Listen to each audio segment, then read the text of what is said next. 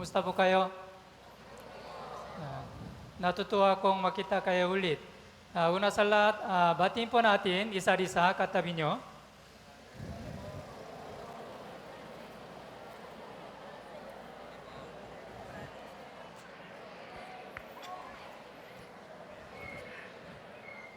Yeah, brother. I am with you always.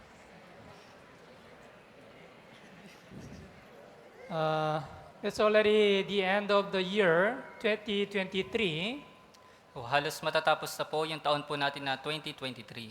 and I would like to give thanks to the Lord who gave us this wonderful chance to have a New Year retreat all together, brothers and sisters. Kaya nais ko pong magbigay ng pasasalamat sa Panginoon na binigyan po tayo ng pagkakataon na tayo po'y makapagtipon na magkakasama. I believe this New Year retreat is very special opportunity and also grace. Kaya ako po'y naniniwala na ito pong New Year Retreat, ito po'y napakahalagang oportunidad at ito po'y biyaya. So, all brothers and sisters, I believe they will make a New Year resolution through this New Year retreat. Kaya ako po'y naniniwala na lahat po ng brothers and sisters, magkakaroon po sila ng panibagong resolution dito po sa New Year Retreat. Yeah, so that we will become more faithful, sincere, the servant of God in the next year. Upang sa ganun, masigit po tayo na maging tapat na mga lingkod sa ating pong Diyos. Yeah. So, I really pray this New Year retreat will be really the graceful opportunity to all the brothers and sisters. Kaya ako po'y naniniwala, ako po'y nananalangin na ito po'y magiging biyaya para po sa lahat ng mga brothers and sisters. Okay, before we start, let's all pray. Bago po tayo magsimula, tayo pong lahat po ay manalangin. Holy and gracious our Heavenly Father God who loves us, thank you so much for your grace and great love. Banal at pabagbiyaya naming Amang Diyos na nagmamahal sa amin, maraming salamat po sa iyong dakilang pag-ibig at biyaya. When we were still sinners, you had a compassion on us, and you saved our spirit from the eternal destruction. Nung kami po'y mga makasalanan pa, ikaw po'y nahabag sa amin at iniligtas mo po kami mula po dun sa walang hanggang pagkawasak. Today, we have gathered here, those who are sanctified with the blood of Jesus, in order to listen to your word and also in order to have a fellowship all together. Kaya ngayon po, kami po ay nagkatipon-tipon, kami po ng mga pinabanal ng dugo ng Panginoong Hesus ay nagkatipon-tipon upang makinig po ng iyong salita at upang magkaroon po ng fellowship na magkakasama. Thank you so much for giving us this wonderful opportunity to join the New Year retreat. Maraming salamat po sa pagbibigay sa amin ng mahalagang oportunidad na makilahok po kami dito po sa New Year Retreat. Whenever we gather together, let us understand what is the will of God, and also please teach us how to live as a born-again Christian. Nawa sa tuwing kami po ay nagkakatipon-tipon, naway unawain po namin kung ano po yung kalooban ng Diyos at turuan niyo po kami kung paano kami dapat mamuhay bilang mga born-again Christian. We are living in the end of age, Kami po ay nabubuhay na sa katapusan po ng panahon. and our Lord Jesus Christ's second coming is very near. At napakalapit na po ng ikalawang pagdating ng Panginoong Jesucristo. Let us discern this age, and also let us be prepared to stand before the Lord.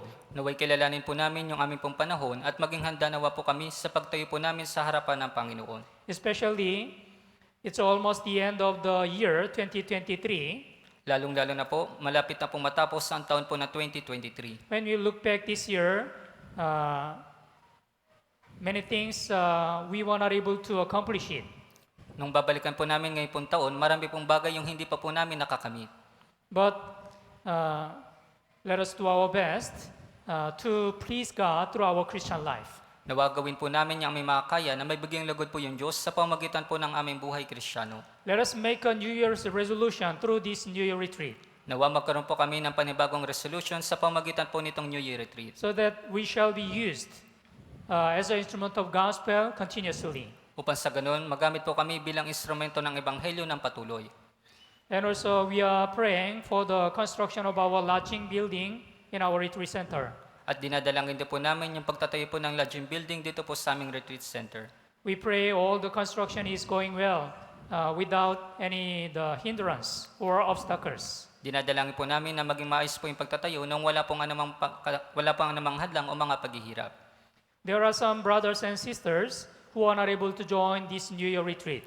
Meron po kami ng mga brothers and sisters na hindi po nakadalo ngayon pong New Year Retreat. Wherever they are staying now, whatever they are doing now, please let them remember the grace of the Lord, and please let them continue their sincere Christian life. Nasaan man po sila, ano mo po yung kanilang ginagawa, naway ipaalala mo po sa kanila ang biyaya ng Panginoon upang sa ganun mapakapatuloy po sila sa kanilang pong buhay Kristiyano. Let us get the spiritual strength through the New Year retreat.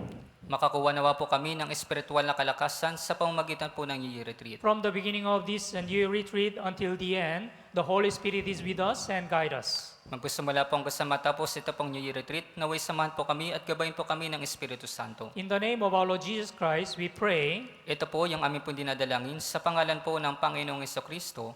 Amen. Okay, let's open our Bible. 1 John chapter 4. Tignan po natin sa ating po mga Biblia, sa unang Juan po sa chapter 4. 1 John chapter 4, from verse 7 to verse 12. Sa unang Juan po sa chapter 4, simula po verse 7 hanggang 12.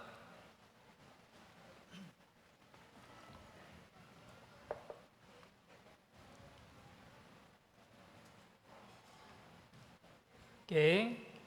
Unang Juan chapter 4, from verse 10 to 12.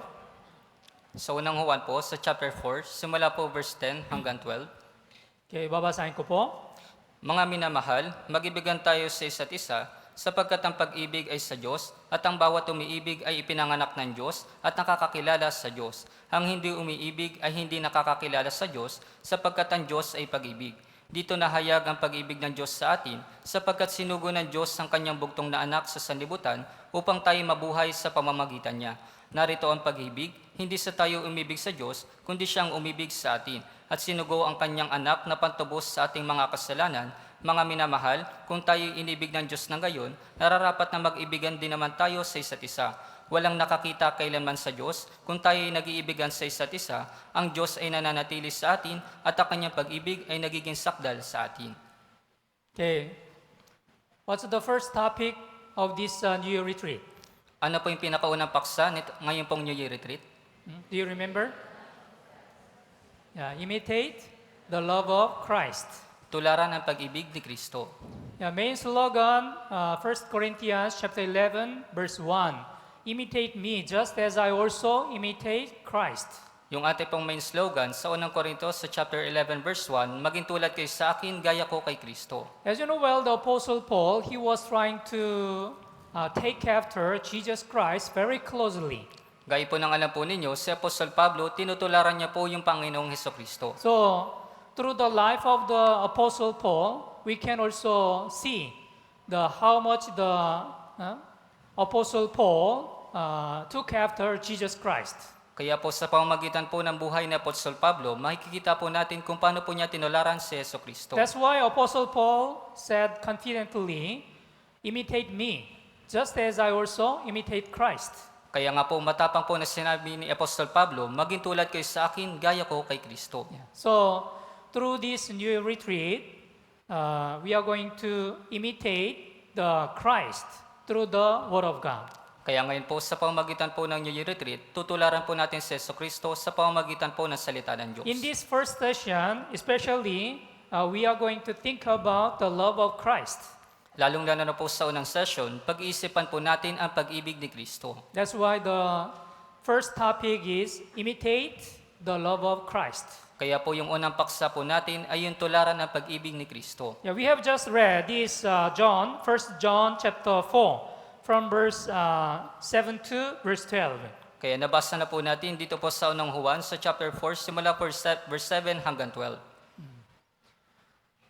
So, when we read this Bible verse, we can also understand how much the love is very important in the church. Kaya sa pamamagitan, kapag binabasa po natin yung talata po na ito, maunawan po natin kung gaano po kahalaga yung pag-ibig sa loob po ng iglesia. Yeah, verse 7, Beloved, let us love one another, for love is of God, and everyone who loves is born of God and knows God. Kaya dito po sa verse 7, mga minamahal, mag-ibigan tayo sa isa't isa, sapagkat ang pag-ibig ay sa Diyos, at ang bawat umiibig ay ipinanganak ng Diyos at nakakakilala sa Diyos. And verse 8, basahin po natin ng sabay-sabay. 3, 2, 1. Ang hindi umiibig ay hindi nakakakilala sa Diyos, sapagkat ang Diyos ay pag-ibig. Yeah. So, He does not love does not know God, for God is love. Yes, we know God is love. Ang hindi umiibig ay hindi nakakakilala sa Diyos sapagkat ang Diyos ay pag-ibig. As you know well, we are living in the end of age. Gaya po ng alam po ninyo, tayo po'y nabubuhay na sa katapusan po ng panahon. When we look at many kind of signs, it is very sure it's really the end of age. Kapag tinitingnan po natin yung mga tanda, talagang sigurado po na nasa katapusan na po ng panahon. One of the important reason that we can feel the end of age, as the Bible says, Matthew chapter 24, love become cold.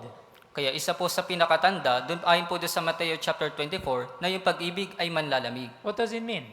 Ano pong ibig sabihin nito? Nowadays, the most of the people, they shall only focus themselves. Ngayon po sa panahon po natin ngayon, yung mga tao ay nakatuon lamang po sa kanilang It sarili. means they shall become very selfish. Ibig sabihin po nito, sila po ay masigit na magiging makasarili. Yeah, long time ago, 10 years ago or 20 years ago, the people, they also consider other people's the situation. Opo, 10 taon na po yung lumilipas o 20 years na po yung lumilipas, yung mga tao, inisinasaalang pa po nila yung ibang mga tao. And they are trying to show their love to others. At ipinapakita din po nila yung kanilang pag-ibig sa ibang mga tao. But what about the people in nowadays? Ngunit paano naman po yung mga tao sa panahon po natin They ngayon? only focus on themselves. They become more selfish. Nakatuon lamang po sila sa kanilang sarili, sila po ay masigit na naging makasarili. But this is not only the problem of this world. Ngunit hindi lamang po ito yung problema ng sanlibutan. Church also is influenced by this worldly trend. Maging yung ating pong iglesia ay naiimpluwensyahan po ng mga uso sa sanlibutan. Yeah. So some brothers and sisters, they will say, "Oh, why there is no love in our church?" Kaya po yung ibang mga brothers and sisters, sinasabi po nila, o bakit walang pag-ibig sa loob ng church? Why the brothers and sisters, they don't love each other? Bakit yung mga brothers and sisters, hindi nila minamahal yung isa't isa? Yeah, this is really serious problem. Ito po'y talagang seryosong problema. According to the Bible, the 1 Corinthians chapter 13, you may remember, the 1 Corinthians chapter is called as the chapter of love. Marahil naalala po ninyo, dito po sa unang Korinto sa chapter 13, tinatawag po ito na kapitulo ng pag-ibig. Yeah. So, love is the greatest among faith, hope, and love. Ang pag-ibig po ang pinakadakila sa pananampalataya, pag-asa at pag-ibig. Yeah, these three important factors in our Christian life, the faith, hope, and love. But the greatest one is love, Apostle Paul said. Kaya po yung tatlong bagay po nito, ito po yung mahalaga sa ating buhay Kristiyano. Ngunit sinabi po ni Apostol Pablo, ang pag-ibig ang pinakadakila sa tatlong bagay po na iyon. So we need to think about why the love is so much important in the church. Kaya kailangan po natin pag-isipan kung bakit po napakahalaga na pag-ibig sa loob po ng iglesia. As we just read, the first John chapter 4 verse 8, God is love. Ang Diyos ay pag-ibig. Gaya po ng ating nabasa dito po sa unang Juan chapter 4 verse 8, ang Diyos ay pag-ibig. Yes. So, what the Bible says, we can understand how much God loved us through this Bible. Kaya maunawaan po natin kung gaano po tayo minahal ng Diyos sa pamamagitan po ng Biblia. Yes, the message from this Bible, that is the God is loving us. Kaya po yung pinaka-mensahe po nito pong Biblia ay yung Diyos, minahal po niya tayo. So, John chapter 3 verse 16, for God so loved the world that He gave His only begotten Son, that whoever believes in me should not perish but have everlasting life. Kaya po sa Juan chapter 3 verse 16, sapagkat gayon na lamang ang pag-ibig ng Diyos sa sanlibutan na ibinigay niya ang kanyang tanging anak upang ang sino man sa kanya sumampalataya ay huwag mapahamak kundi magkaroon ng buhay na walang hanggan. Yeah, Bible tells us how much God loved us. Kaya po yung Biblia, sinasabi po nito kung gaano po tayo iniibig ng Diyos. And also, those who realize this true love, we also should practice this true love between others. At doon po sa mga nakaunawa ng pag-ibig po na ito, dapat din po itong isabuhay sa ibang mga tao. So, if there is no true love in the church, we should know the really important thing is missing in the church.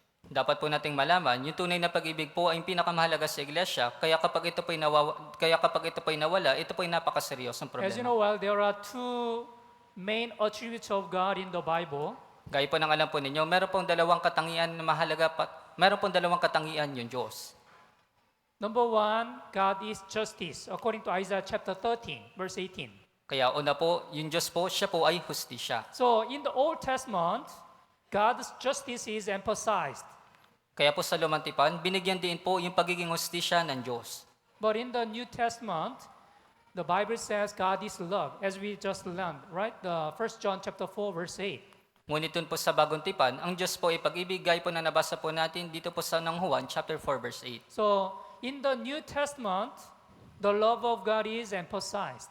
Kaya po sa Bagong Tipan, yung pag-ibig ng Diyos ay binigyan diin. As you know well, the God gave the 10 commandments to the Israelites. Gaya po ng alam po ninyo, binigyan ng Diyos ng 10 utos sa yung mga Israelita. But according to the Bible, God summarized, according to Matthew chapter 22, Jesus said, if we summarize these 10 commandments, that will be the only two commandments. Ngunit ayon po sa Mateo chapter 22, binuod po ng Diyos yung 10 utos at sinabi po ni Jesucristo at nabuod po ito sa 2 utos lamang. Yeah. From the first commandment up to the fourth commandment, if we summarize this commandment, you shall love your God with all your heart, with all your soul, and with all your mind. Kaya kung ibubuod po natin dun po sa unang utos hanggang sa ikapat na utos, ibigin mo ang Panginoon mong Diyos ng iyong buong puso, ng buong kaluluwa mo at ng buong espiritu mo. This is the first and greatest commandment. Ito po yung pinakauna at dakilang utos. And the second commandment, you shall love your neighbor as yourself. At yung ikalawang utos naman po, ibigin mo ang iyong kapwa na gaya ng iyong sarili. Jesus said, if we can accomplish the two commandments, we can follow all the commandments. Sinabi po ni Jesus, kung makakamit po natin yung 2 utos po na ito, magagawa po natin sundin yung buong kautusan. So, as you know well, the God is love. So, if we do not practice this love in our Christian life, we should know we don't know who is God exactly. Gaya po ng alam po natin, ang Diyos po ay pag-ibig, kaya kung hindi po natin isa sa buhay ito pong pag-ibig sa ating buhay Kristiyano, sinasabi po ng Biblia na hindi po natin nakikilala yung Diyos. Okay, let's go back to the 1 John chapter 4 again, Kaya balikan po natin muli sa unang Juan sa chapter 4, verse 7 and 8. simula po verse 7 hanggang 8. Okay, again, babasahin ko po. Mga minamahal, mag-ibigan tayo sa isa't isa, sapagkat ang pag-ibig ay sa Diyos, at ang bawat umiibig ay ipinanganak ng Diyos at nakakakilala sa Diyos. Ang hindi umiibig ay hindi nakakakilala sa Diyos, sapagkat ang Diyos ay pag-ibig. Yes, if he does not love, does not know God, for God is love. So if you do not love others, that means you do not know God exactly. Kaya kung hindi mo po minamahal yung ibang mga tao, ibig sabihin po nito, hindi mo nakikilala yung Diyos ng eksakto. And also, according to the John chapter 13, Jesus Christ also gave us gave the disciples the new commandment. At maging dun po sa Juan chapter 13, binigyan po ng panibagong utos ni Jesucristo yung kanya po mga alagad. Okay, let's open our Bible. John chapter 13, Kaya tingnan po natin sa Biblia, sa Juan chapter 13, verse 34. dito po sa verse 34.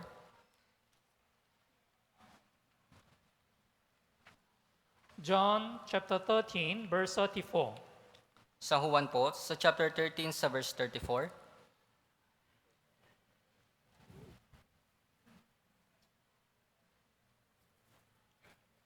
Okay, basahin po natin ng sabay-sabay. 3, 2, 1.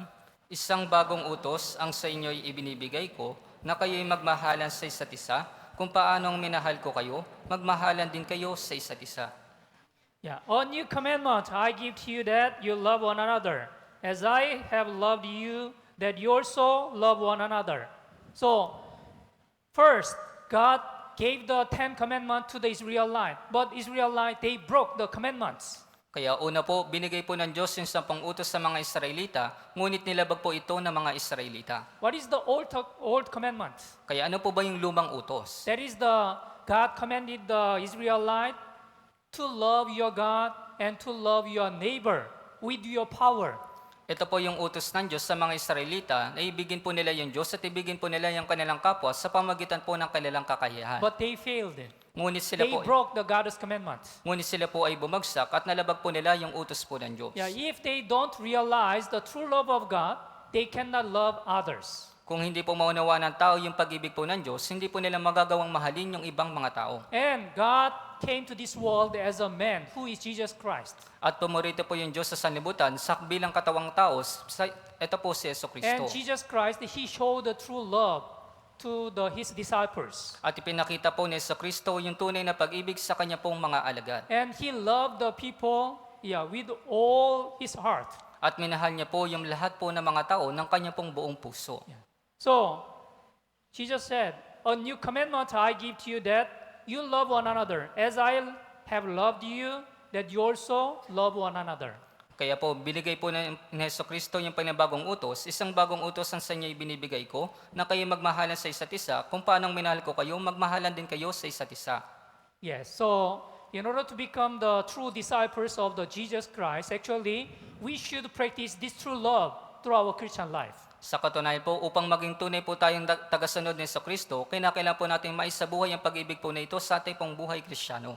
Yeah, someone will say, "I realize the love of Jesus Christ." Yung iba pong mga tao, sinasabi po nila, naunawaan ko yung pag-ibig ni Kristo. But if they don't love others, that is not true.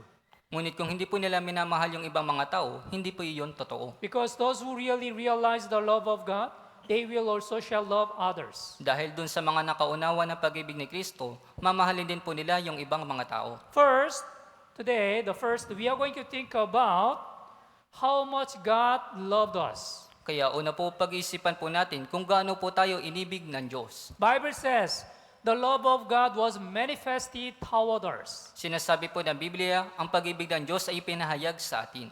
Here, verse 9 and verse 10.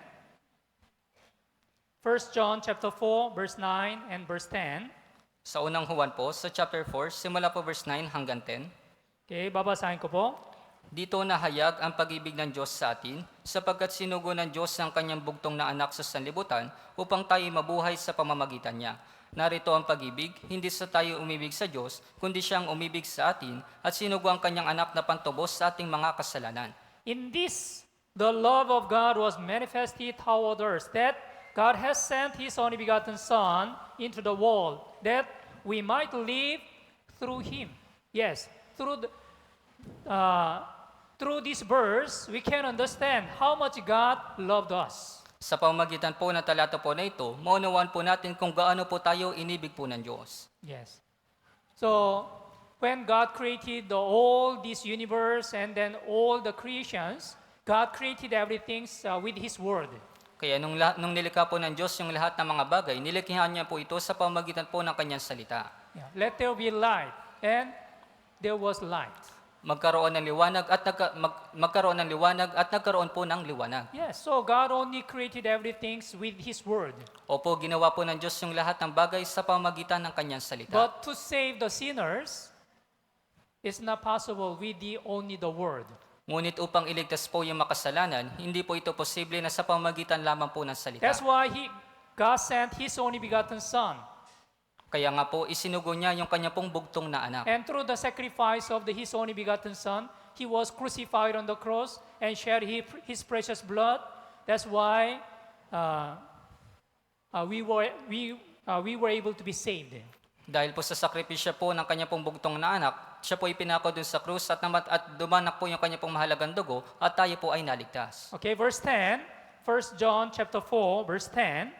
Dito po sa unang Juan, sa chapter 4 sa verse 10, Okay, basahin po natin ng sabay-sabay. 3, 2, 1, narito ang pag-ibig, hindi sa tayo'y umibig sa Diyos, kundi siyang umibig sa atin at sinugo ang kanyang anak na pantubos sa ating mga kasalanan. In this is love, that not that we loved God, but that He loved us and sent His Son to be the propitiation for our sins. Yeah, it is really true. In this is love, not that we loved God. Yes, Kaya- we failed to love God at first. Kaya ito po'y totoo, narito ang pag-ibig, hindi sa tayo umibig sa Diyos, kundi siyang umibig sa atin. Sa unang pagkakataon po, nabigo po tayo na ibigin po yung Diyos. Yeah, think about Simon Peter. Kaya pag-isipan po ninyo si Simon Pedro. Simon Peter, he followed Jesus Christ for 3.5 years. Si Simon Pedro, sinundan niya po si Jesucristo sa loob po ng 3.5 taon. And he confidently said, even if I die with you, I shall not deny you. At matapang niya po sinabi na kahit ako'y mamatay na kasama mo, hindi kita ipagkakaila. But what Jesus said, Ngunit ano po yung sinabi ni Jesus? before the rooster crows, you will deny me 3 times. Bago tumila ako yung manok, ipagkakaila mo ko ng 3 ulit.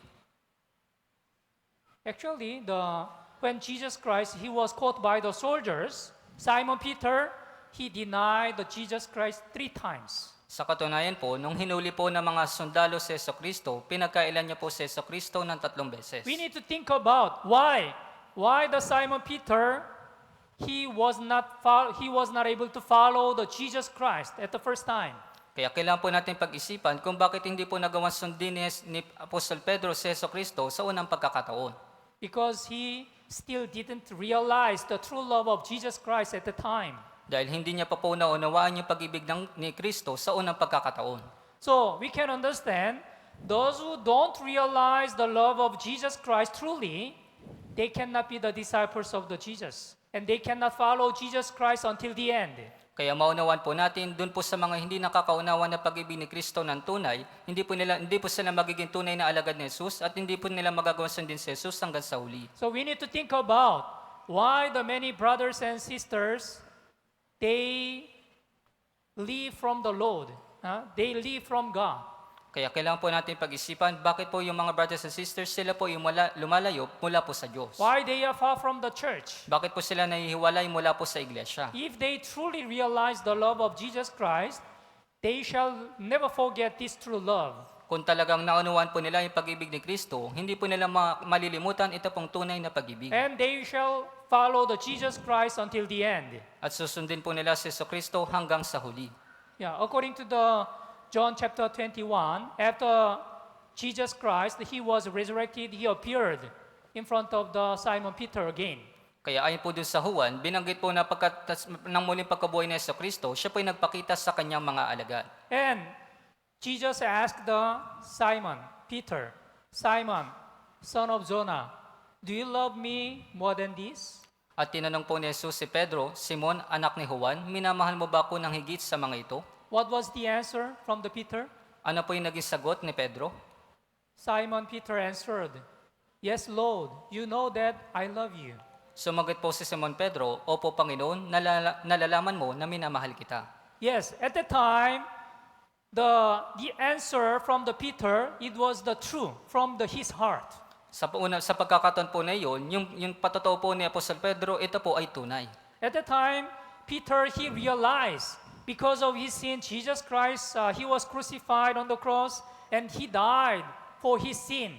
Kaya sa pagkakataon po na iyon, naunawaan po ni Simon Pedro na namatay po sa Jesucristo dahil po sa kanyang kasalanan. And he rose again. At siya po ay muling nabuhay. Yeah, after he resurrected, when Jesus appeared in front of him, he came to really believe that Jesus Christ truly loved him.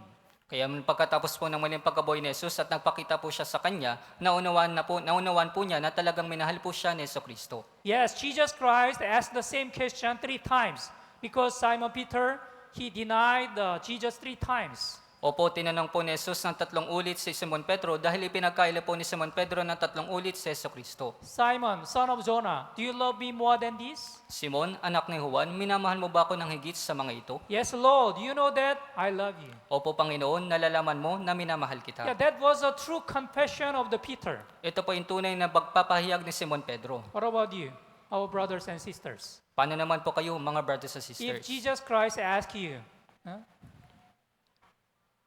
Anak, do you love me more than this? Kung tatanungin niyo po kayo, anak, minamahal mo ba ako higit sa mga ito? What will you answer? Ano po yung iyong magiging sagot? Can you surely answer, yes, Lord, you know that I love you? Sigurado mo bang masasagot, Opo, Panginoon, nalalaman mo na minamahal kita? If you really understand and realize the love of Jesus, you can confidently answer, yes, Lord, you know that I love you. Kung talagang naunawaan mo yung pag-ibig ni Kristo, masasabi mo ng may katapangan, Opo, Panginoon, nalalaman mo na minamahal kita. Yeah. So, first of all, in order to follow the Jesus Christ until the end, we should remember how much the love of Christ is great. Kaya una po, upang makasunod po tayo kay Kristo hanggang sa uli, dapat po natin maunawaan kung gaano po kadakila yung pag-ibig ng Diyos. We must know how much the love of God is great.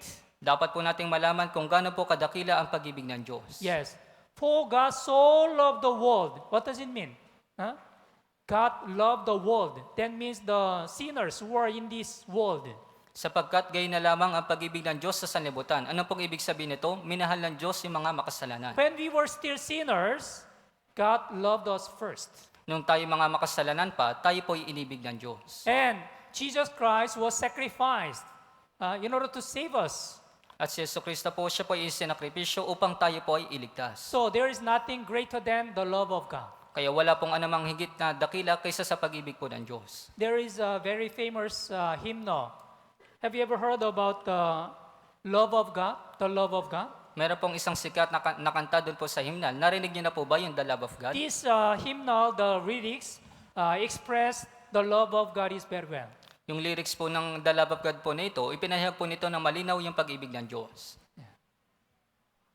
So, if I sing very well, I will sing it. But instead, we will listen this.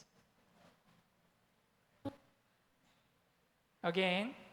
The love of God is greater far than tongue or pen can ever tell. It goes beyond the highest star and reaches to the lowest hell. The guilty pair bowed down with care. God gave His Son to Please focus on the lyrics. His Pakiusapang-tuon po kayo dun po sa lyrics. child He reconciled and pardoned from his sin. Oh, love of God, how rich and pure, how measureless and strong, it shall forevermore endure the saints and angels' song. Could we with ink the ocean fill, and were the skies of parchment made, were every stalk on earth a quill, and every man a scribe by trade, to write the love of God above, would drain the ocean dry, nor could the scroll contain the whole, though stretched from sky to sky.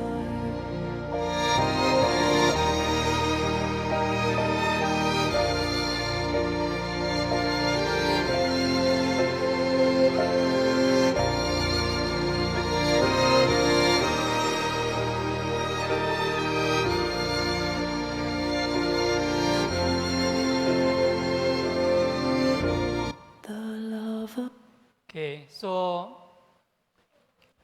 whenever we think about the love of God, we can understand how much the love of God is great. Sa tuwing iniisip po natin yung pag-ibig po ng Diyos, maunawaan po natin kung gaano po kadakila yung pag-ibig ng Okay, let's Diyos. open our Bible, Romans chapter 5. Buksan po natin sa Biblia, sa Roma chapter 5.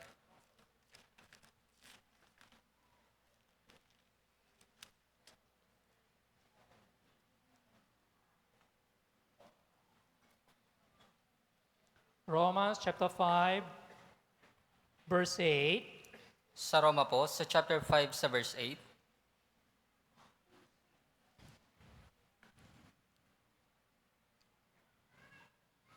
Okay, basahin po natin ng sabay-sabay. 3, 2, 1. Subalit pinatutunayan ng Diyos ang kanyang pag-ibig sa atin na noong tayo ay mga makasalanan pa, si Kristo ay namatay para sa atin. Yes. But God demonstrated His own love toward us in that while we were still sinners, Christ died for us. So, when we meditate this verse also, we can understand how much the love of God is great. Kaya kung pagbubulayin din po natin yung talata po na ito, maunawan po natin kung gaano po kadakila yung pag-ibig ng Diyos. If there was not the love of God, we were not able to be saved. Kung wala po yung pag-ibig ng Diyos, hindi po tayo maliligtas. When we were still sinners, God had a compassion on us, and God sent His only begotten Son, and He was crucified on the cross instead of us. Kaya nung tayo mga makasalanan pa, yung Diyos po ay nahabag sa atin at Kanya po tayong inibig at sinugo niya po si Jesucristo upang mamatay doon po sa krus. Yes, God demonstrated His own love toward us in that while we were still sinners. Subalit pinatutunayan ng Diyos ang Kanyang pag-ibig sa atin na noong tayo ay mga makasalanan pa. When we really understand why Jesus Christ was crucified and died on the cross, yes, we were able to be saved. Kaya nung naunawaan po natin kung bakit po ipinako si Jesucristo doon po sa krus, tayo po ay naligtas. All the brothers and sisters, those who got the salvation, you may have experienced. You were able to look at the Jesus Christ on the cross, why He was crucified on the cross. Kaya doon po sa mga brothers and sisters na nakatanggap ng kaligtasan, marahil naranasan din po ninyo na tingnan si Jesucristo na ipinapako doon po sa krus. And at the time, you realize there was not any greater love than the love of God. At sa pagkakataon po na iyon, naunawaan mo na walang anumang bagay yung masigit na dakila kaysa sa pag-ibig po ng Diyos. There is no any others who will die for you. Kaya walang sino man yung mamamatay para sa iyo, Yeah, who will die for your sin, na mamamatay para sa iyong kasalanan. except Jesus Christ. Tanging si Jesucristo lamang. Yeah. So we must clearly understand how much God loved us. Kaya dapat po natin malinaw na maunawaan kung gaano po tayo inibig ng Diyos. Have you ever heard about the story of the Spurgeon, the pastor Spurgeon, one of the great pastors in England? Kaya narinig He was be saved? niyo na po ba yung pastor na si Spurgeon kung paano po siya naligtas? One the winter day, there was the heavy snow. It was a Sunday. That's why he was not able to attend his church.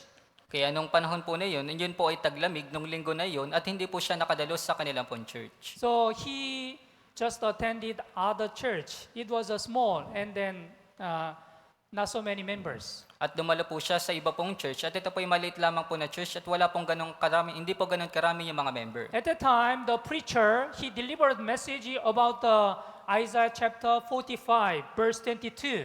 At sa pagkakataon po na yun nangangaral, ipinahayag po niya yung Isaías chapter 45 verse 22. Yeah, this is the verse. Look to me and be saved, all you ends of the earth, for I am God, and there is no other. Kaya sinabi po doon na tumingin kayo sa akin sapagkat akong Panginoon, walang ibang Panginoon na liban sa akin. Yeah. Spurgeon, yeah, he attended the church for a long time. But until that time, he was not able to be saved. Kaya sa pagkakataon po na yun, si Spurgeon po, siya po ay nangangaral na, ngunit nung narinig niya po yun, naunawan po niya na hindi po siya naligtas. At that time, the preacher was not a fluent speaker. His preaching was not so excellent. Kaya ng pagkakataon po na yun, yung nangangaral, hindi po ganun kaganda yung kanya pong pangangaral. But he shouted all his heart, with all his heart, look to me and be saved. He repeated many times this word. Ngunit matapang niya pong sinabi na tumingin kayo sa akin, ako na nagligtas sa inyo. At that time, the Spurgeon, he thought about why Jesus Christ, he was crucified on the cross. Kaya sa pagkakataon pa na yun, naunawan po niya kung bakit po ipinako si Jesucristo doon po sa krus. And he was able to realize true love of Christ. At naunawan po niya yung tunay na pag-ibig ni Kristo. And at that time, he got saved.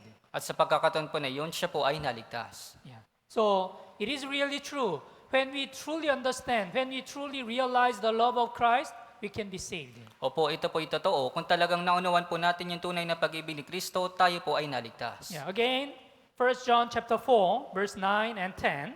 Kaya muli po, sa unang Juan po sa chapter 4, simula po verse 9 hanggang 10.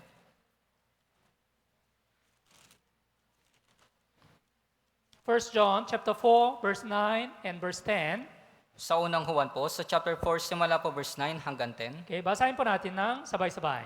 3, 2, 1. Dito nahayag ang pag-ibig ng Diyos sa atin, sapagkat sinugo ng Diyos ang kanyang bugtong na anak sa sanlibutan, upang tayo mabuhay sa pamamagitan niya.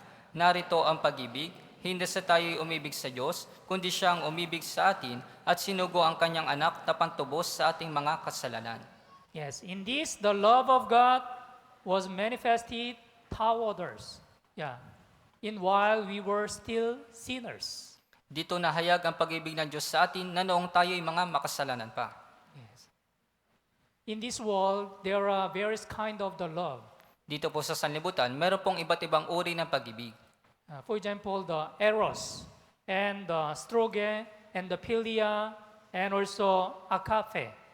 Halimbawa po yung eros, yung storge, yung philia at yung agape. Have you ever heard about this kind of the love? Narinig niyo na po ba yung ganitong uri ng pag-ibig? What's the eros? What's the love of eros? Kaya ano po yung pag-ibig na eros? Actually, this is the physical love between man and woman. Sa katunayan po, ito po yung physical na pag-ibig sa pagitan po ng lalaki at ng babae. What is the love of storge? Kaya ano po yung pag-ibig na storge? This is the love between family members, like parents and the children. Kaya ito po yung pag-ibig mula po dun sa mga pamilya sa kanilang mga anak. And the love of philia, this is the love between friends. At yung pag-ibig naman po na philia, ito po yung pag-ibig sa mga kaibigan. But agape love is very different. This is true love from God. Ngunit yung agape love po, ito po yung naiiba, ito po yung tunay na pag-ibig na nagmumula po sa Diyos. This is unconditional love, and also this is the sacrificial love. Ito po yung walang kondisyon na pag-ibig at ito po yung pag-ibig na nagsasakripisyo. When you look at the love of the people in this world, actually they are very conditional. Sa katunayan po, kung titilan niyo po yung pag-ibig dito sa sanlibutan, meron po itong kondisyon. Yeah, because of this, I love you. Dahil sa bagay na ito, minamahal kita. Yeah. But what about the love of God? The love of God is different. When we were still sinners, God loved us first. Ngunit paano naman po yung pag-ibig ng Diyos? Ito po yung naiiba na noong tayo mga makasalanan pa, tayo po yung inibig po ng Diyos. Several days ago, I saw the news. In Korea, there was some research between the couple who will get married. What will be the best ideal type of the husband? Kaya meron po ako narinig na isang balita doon po sa Korea, meron pong couple doon po na ikakasal na at nag-isip po yung lalaki kung ano ang pinakamagandang oras sa pagpapakasal. I was really surprised because the standard is very high. Talagang ako po yung nagulat dahil yung kanya pong standard ay napakataas. First, the height should be 178 centimeter, more than kaya 178 centimeter. Kaya una, yung kanyang pong taas ay dapat nasa 178 centimeters. So, in this case, I cannot qualify. Marahil sa kaso po na ito, ako po hindi po ako kwalipikado. And the salary, annual income, should be more than 2.5 million pesos. At dapat po yung kanya po maging sahod ay nasa 2.5 million pesos. Is there anyone who is over 2.5 million annual salary? Kaya meron po ba dito na yung kanya pong sahod ay nasa higit na 2.5 million pesos? And there is one more. At meron pa pong isa. The accumulated asset more than 14 million pesos. At yung accumulate asset po nito ay nasa 14 million pesos. In that case, the husband will be the ideal type of the husband for the Korean young women. Kaya marahil po yung ideal po na yun po yung magiging ideal ng lahat po ng mga babae. Is there anyone who is qualified this condition? Kaya meron po ba sino man yung kwalipikado sa ganito pong kondisyon? I think there is no one. So, like this, the people's love, they shall love according to the condition. If the condition is good, they shall love. But if the condition is not acceptable, they shall not love. Kaya gaya po nito, yung pag-ibig po ng tao ay meron pong kondisyon. Kapag ito po ay mabuti, siya po ay iibig. At kapag hindi naman po mabuti yung kondisyon, hindi po niya tatatanggapin yung pag-ibig. But the love of God is different. Ngunit yung pag-ibig po ng Diyos, ito po ay naiiba. While we were still sinners, God loved us first. Nung tayo ay mga makasalanan pa, tayo po ay inibig po ng Diyos. Okay, let's open the Bible, Romans chapter 5. Tingnan po natin sa Roma, sa chapter 5, Verse 10. dito po sa verse 10.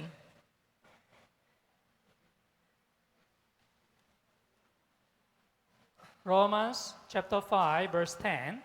Sa Roma po, sa chapter 5, sa verse 10.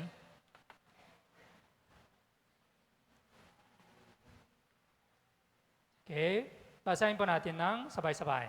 3, 2, 1. Sapagkat noong tayo'y mga kaaway, ay pinakipagkasindo tayo sa Diyos sa pamamagitan ng kamatayan ng kanyang anak, lalo ngayong ipinagkasundo na, ay maliligtas tayo sa pamamagitan ng kanyang buhay.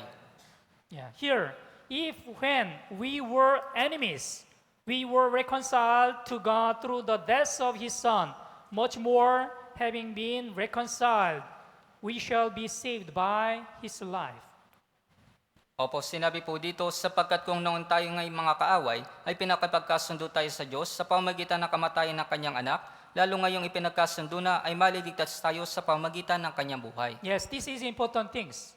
When we were enemies, while we were still sinners, God loved us. Opo, ito po yung pinakamahalagang bagay, sapagkat noong tayo mga kaaway, noong tayo mga makasalanan pa, tayo po inibig po ng Diyos. Yeah. So we were reconciled to God through the death of His Son, through the death of Jesus Christ. At pinakipagkasundo po tayo ng Diyos sa pamamagitan ng kamatayan ng kanyang anak. That's why there is no greater love than the love of God. Kaya wala pong anumang bagay yung masigit na dakila kaysa sa pag-ibig po ng Diyos. We should know through the sacrifice of the Christ, the love of God was manifested. Dapat po natin maunawanan sa pamamagitan po ng sakripisyo ni Kristo, yung pag-ibig po ay pinahayag sa atin. First man Adam, he disobeyed to the God's word, and he committed sin. Yung unang tao po na si Adan, siya po ay sumuway sa salita po ng Diyos at nakagawa po siya ng kasalanan. That's why Bible says, because of one man, sin entered into the world, and all people became sinner. Kaya po sinasabi po ng Biblia, dahil po sa kasalanan ng isang tao, pumasok yung kasalanan sa sanlibutan at yung lahat ng tao ay naging makasalanan. So we can say Adam is the representative of sinner. Kaya maunawaan po natin, masasabi po natin na si Adan, siya po yung kumakatawan sa makasalanan. That's why God sent His only begotten Son, Jesus Christ, in order to save us. Kaya po isinugo ng Diyos yung kanyang bugtong na anak na si Jesucristo upang tayo po'y kanyang iligtas. Yeah, we were able to become the righteous through the sacrifice of Jesus Christ. Tayo po ay naging matuwid dahil po sa sakripisyo po ni Jesucristo. Okay, Romans chapter 5, verse 18, 19. Sa Roma po, sa chapter 5, simula po verse 18 hanggang 19. Romans chapter 5, verse 18, 19. Sa Roma po, sa chapter 5, simula po verse 18 hanggang 19. Okay, babasahin ko po. Kaya't kung paanong sa pamamagitan ng isang pagsuway ay dumating ang kahutulan sa lahat ng mga tao, gayon din naman sa pamamagitan ng isang matuwid na gawa ay dumating sa lahat ng mga tao ang pag-aaring ganap at buhay. Sapagkat kung paanong sa pamamagitan ng pagsuway ng isang tao, ang marami ay naging mga makasalanan, gayon din sa pamamagitan ng pagsunod ng isa, ang marami ay magiging mga matuwid. Yes. So, through the sacrifice of the Jesus Christ, we were able to be saved. Sa pamamagitan po ng sakripisyo ni Jesucristo, tayo po ay naligtas. As we just learned the Romans chapter 5, verse 8, but God demonstrated His own love toward us, in that while we were still sinners. Gaya po na ating napag-aralan sa Roma chapter 5 verse 8, subalit pinatutunayan ng Diyos ang kanyang pag-ibig sa atin na noong tayo'y mga makasalanan pa. And Romans chapter 5, verse 5, the love of God has been poured in our hearts. At sa Roma chapter 5 verse 5, sapagkat ang pag-ibig ng Diyos ay binuhos sa ating mga puso.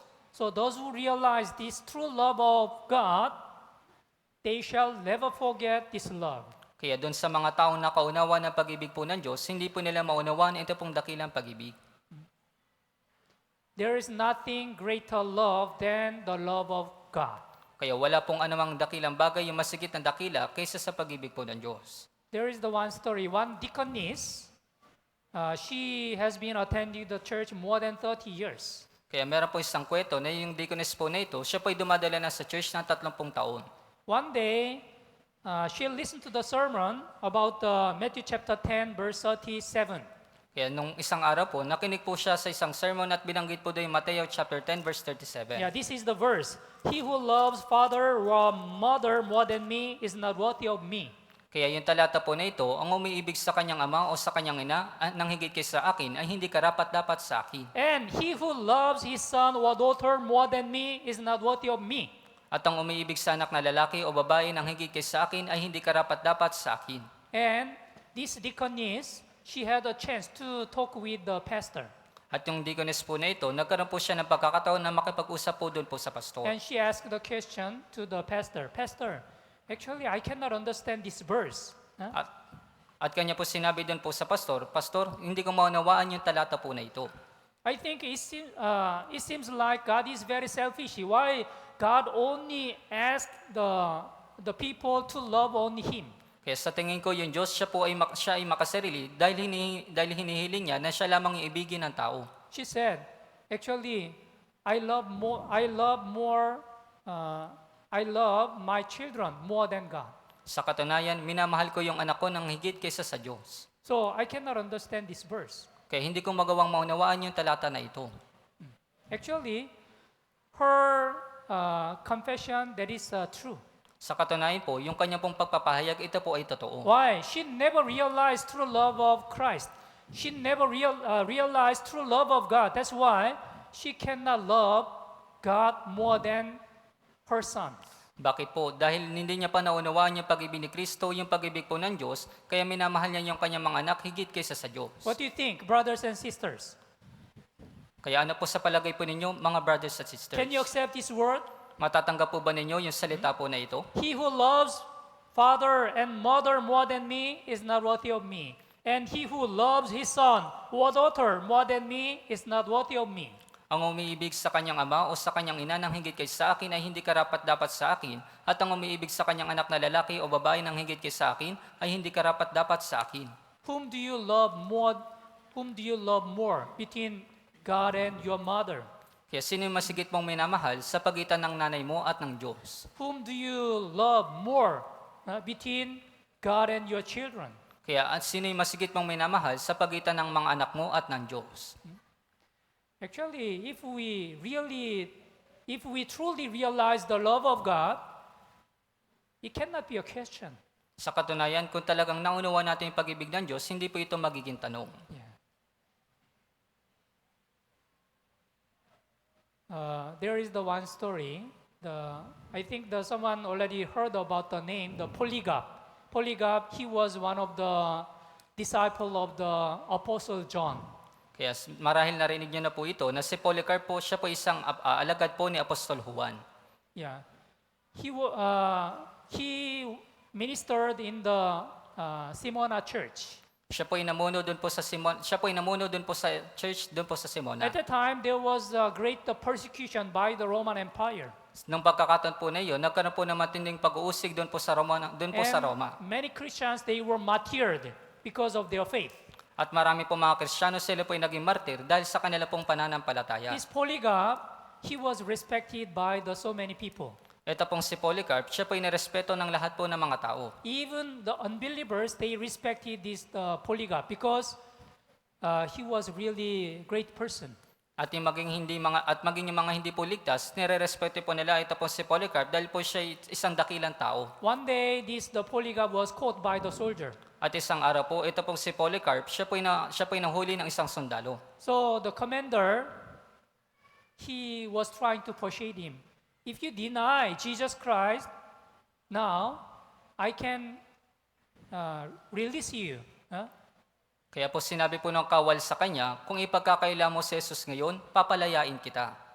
But Polycarp, he answered, Ngunit sumagot po si Polycarp, since I believe in Jesus Christ, my Lord Jesus Christ never denied me. mula nang maunawaan ko si Jesucristo, kailanman hindi ako pinagkaila ni Jesucristo. And how can I deny my Lord? At paano ko magagawang maipagkaila yung aking Panginoon? Yeah, he rejects he reject the proposal of this commander. Kaya po tinanggahan niya po yung ito pong ipinahayag ng ito pong kawal. That's why he was martyred also. Kaya siya rin po ay naging isang martir. Yes, this is the true love. Kaya ito po yung tunay na pag-ibig. Those who really realize the love of Jesus Christ, they shall never betray this love. Doon po sa mga nakaunawa ng tunay na pag-ibig ni Kristo, hindi po sila magkakaila. Let's open our Bible, 2 Corinthians chapter 5, Kaya tingnan po natin sa ikalawang Korinto, sa chapter 5, verse 14, 15. sa verse 14 po hanggang 15.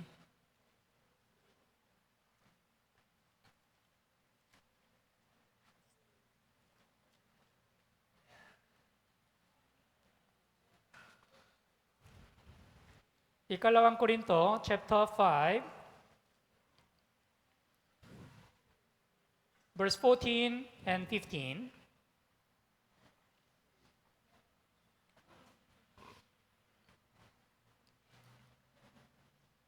Okay, basahin po natin ng sabay-sabay. 3, 2, 1. Ang pag-ibig ni Kristo ang humihimok sa amin sapagkat kami ay lubos na naniniwala na ang isa ay namatay para sa lahat, kaya't ang lahat ay namatay. Siya ay namatay para sa lahat upang ang mga nabubuhay ay huwag nang mabuhay pa para sa kanilang sarili, kundi para sa Kanya na alang-alang sa kanila ay namatay at muling nabuhay. This verse is very important. Through the life of the Apostle Paul, he was compelled by the love of Christ. Kaya sa buhay po ni Apostol Pablo, siya po ay nahimok ng pag-ibig ni Kristo. Yeah, he was driven by the love of Jesus Christ. Kaya po siya po ay nahimok ng pag-ibig po ni Kristo. Verse 14 says, "For the love of Christ compels us." Kaya sinabi po sa verse 14, ang pag-ibig ni Kristo ang humihimok sa amin. What does it mean? The compels. Ano pong ibig sabihin ng humihimok? In other words, constraints. It has a very strong power to pull out. Sa ibang salita po, ito po yung inaakay po tayo nito, ito po yung merong malakas na kakayahan. For example, there is the ions, the pieces of ions. And when you approach with the magnet, what will happen? This ion automatically attached on the magnet. Kaya halimbawa po, mayroon pong piraso ng mga bakal at kapag ididikit mo po yung magnet, ito po ididikit doon po sa magnet. Because magnet has a strong power, right? The pulling out the metals or ions. Dahil meron po itong malakas na kapangyarihan na kaya po nitong hilahin yung mga bakal. The love of Christ, it is also same. Bible says, "For the love of Christ compels us." Gaya po na sinasabi po ng Biblia, ang pag-ibig ni Kristo ang humihimok sa amin. Our brothers and sisters, why are you serving the Lord?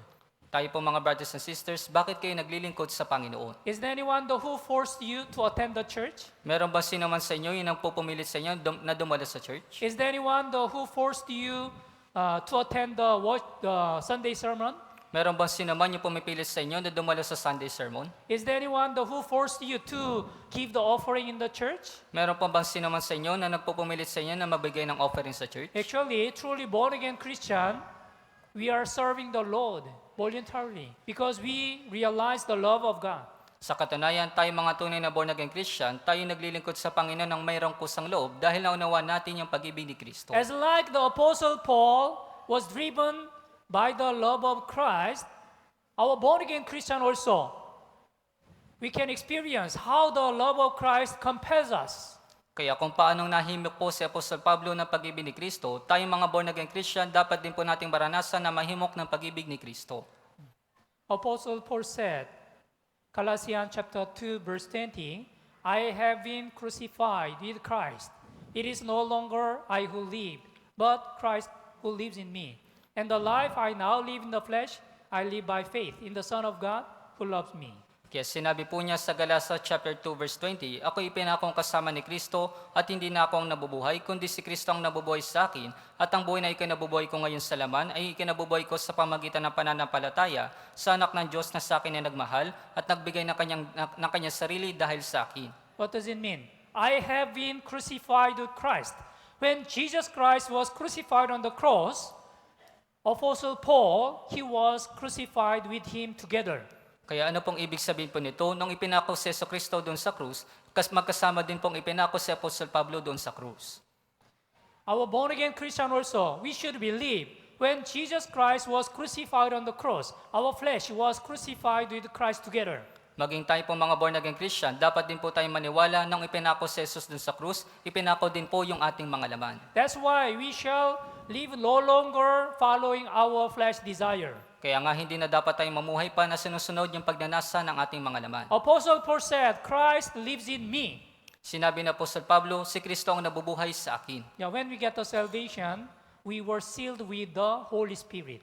Nung natanggap po natin yung kaligtasan, tayo po'y tinataka ng Espiritu That's Santo. why since we get salvation, truly born-again Christian, we should have a Holy Spirit-led life.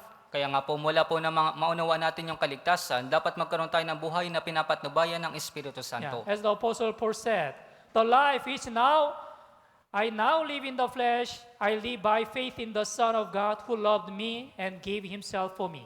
At gaya po na sinabi ni Apostol Pablo, at ang buhay na ikinabubuhay ko ngayon sa laman, ay kinabubuhay ko sa pamagitan ng pananampalataya sa anak ng Diyos na sa akin ay nagmahal at nagbigay ng kanya sarili dahil sa akin. Do you know how much the love of Christ has a strong power? Alam po ba ninyo kung gaano po makapangyarihan yung pag-ibig ni Kristo? Yeah. The love of Christ is really great. Yung pag-ibig po ni Kristo ay napakadakila. Love of Christ has a strong power. Yung pag-ibig po ni Kristo, meron po itong malakas na kapangyarihan. If you are really filled with this love of Christ, although you face any trials or persecution, you can overcome it.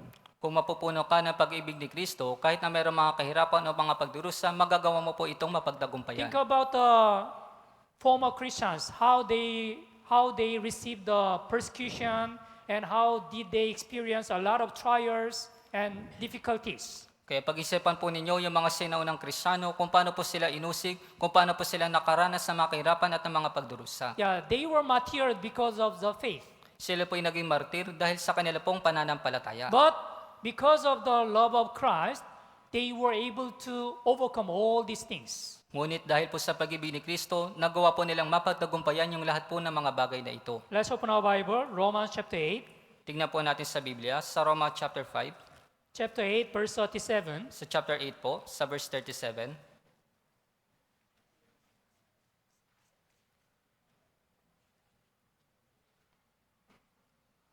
Okay.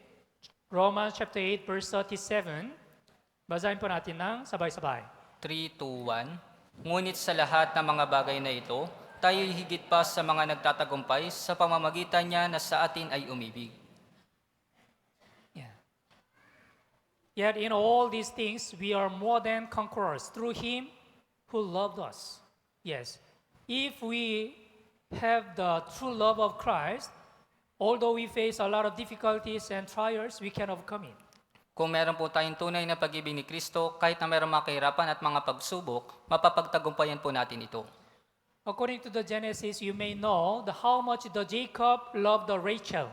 Doon po sa Genesis, marahil nalalaman po ninyo kung gaano po minahal ni Jacob si Raquel.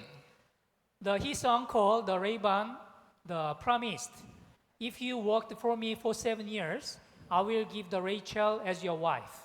Kaya gaya po ng binanggit niya doon po sa kanya pong gaya po ng binanggit po sa kanya na kung kanyang paglilingkuran si Raquel, na kanyang paglilingkuran po yung kanya pong lingkod, siya po ibibigay po niya si Raquel. So Jacob, he worked 7 years for his uncle.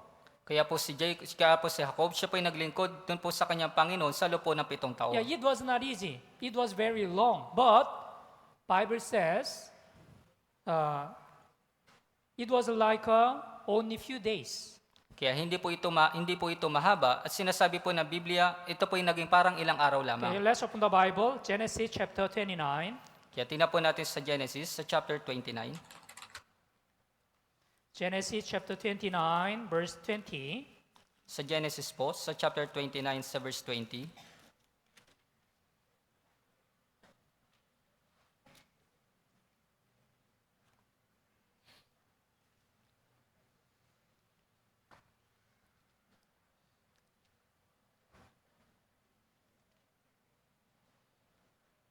Okay, babasahin ko po.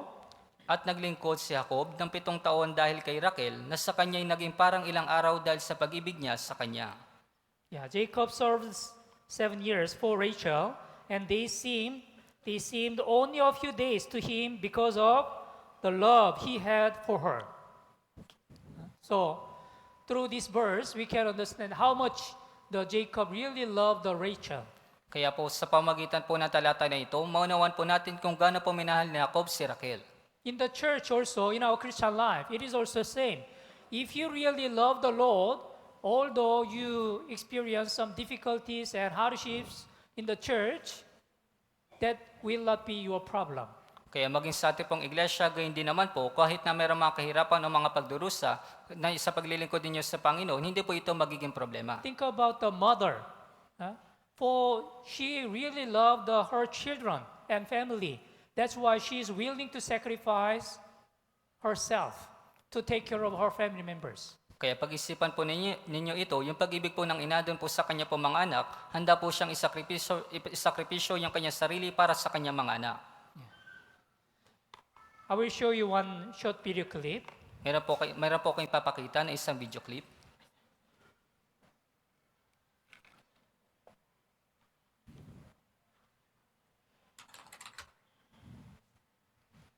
Just give me 1 second. Thank Sure. you. Sorry. Hey. Hi. 2 minutes. Thank you. Hi. Good afternoon. Sorry about that.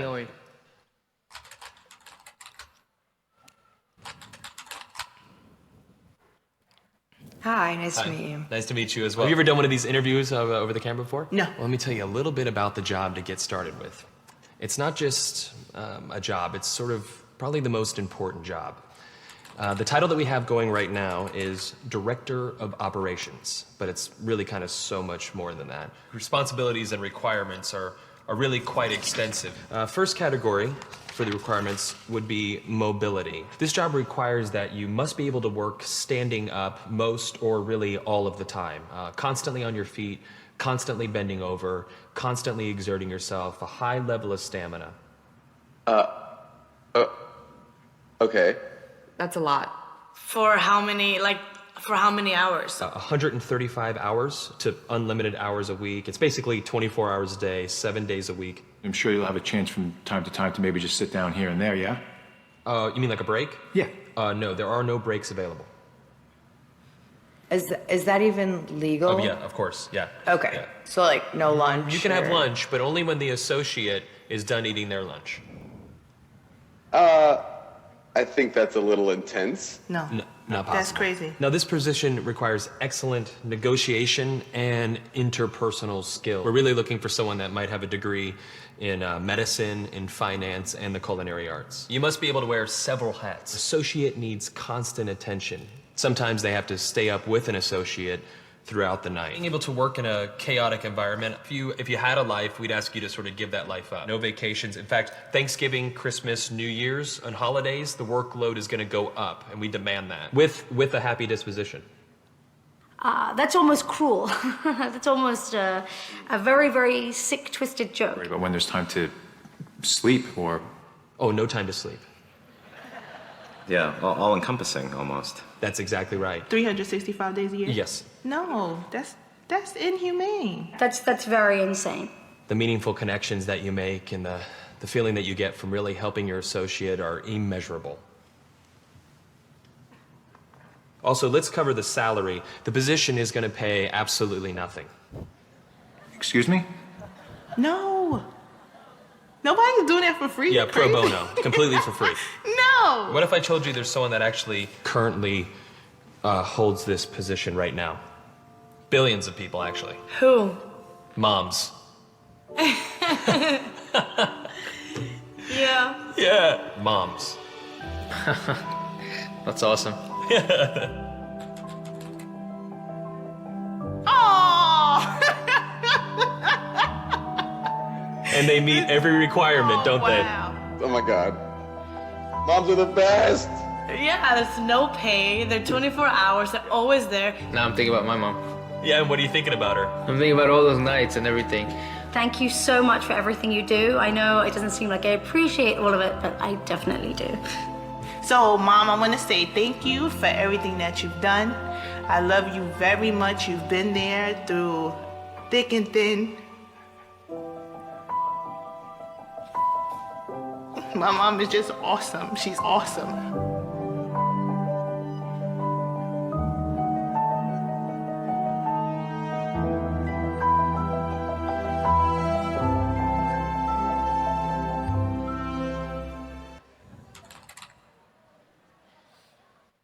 Can you understand? Kaya naintindihan niyo po ba? Yeah. Why mother is willing to sacrifice for her family members? Kaya bakit po yung nanay handa siyang isakripisyo yung kanyang sarili para sa kanyang pamilya? Because she loves her family members. Dahil minamahal niya yung kanyang pamilya. Yeah, because she loves her children. Dahil minamahal niya yung kanyang mga anak. Yeah, same. Yeah. How much God loved us. Kaya parehas din po, gaano po tayo minahal ng Diyos? Yeah. The love of God was manifested toward us while we were still sinners. Ang pag-ibig po ng Diyos ay pinahayag sa atin noong tayo'y mga makasalanan pa. Let's open our Bible, John chapter 15. Kaya tingnan po natin sa Biblia, sa Juan chapter 15.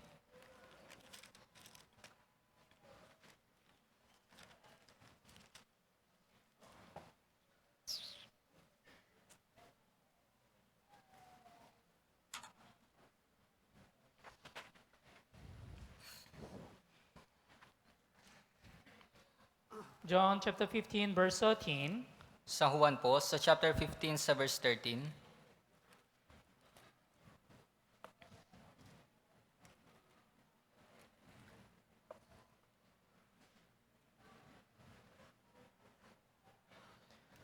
John 15 verse 13. Okay, basahin po natin ng sabay-sabay.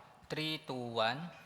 Walang may higit pang dakilang pag-ibig kaysa rito na ibigay ng isang tao ang kanyang buhay dahil sa kanyang mga kaibigan. Yeah.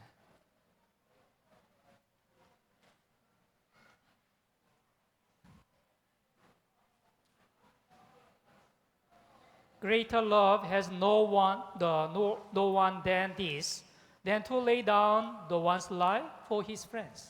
Yes, it is really true. Jesus Christ, He was sacrificed for us. Ito po totoo, si Jesucristo, isinakripisyo po niya yung kanyang sarili para sa atin. Yeah, there is no greater love than the love of Christ. Wala nang higit pang dakilang pag-ibig kaysa sa pag-ibig ni Kristo. There is one story, actually this is the true story, what happened in the America. Sa katunayan po, meron po isang kwento. Ito po tunay na kwento dun po sa Amerika. In San Francisco, the two Chinese brothers, they lived in San Francisco. Kaya dun po sa San Francisco, meron po itong dalawang Chinese na magkapatid na sila po ay nabubuhay doon. Actually, they were twins. Sa katunayan po, sila po ay kambal. Yeah. Elder brother and younger brother, almost same, look like. Yung nakatatandang kapatid at yung nakababatang kapatid, halos magkatulad po yung kanilang itsura. But two brothers' life is completely different. Ngunit yung buhay po ng magkapatid ay talagang magkaiba. Elder brother, he was influenced by his bad friends. Yung matandang kapatid po, siya po ay na-impluwensya ng kanyang mga masasamang kaibigan. So always he went out and drinking and gambling and drug. Kaya siya po lagi lumalabas, siya po ay nagsusugal at siya po ay umiinom. But younger brother, he became very sincere Christian.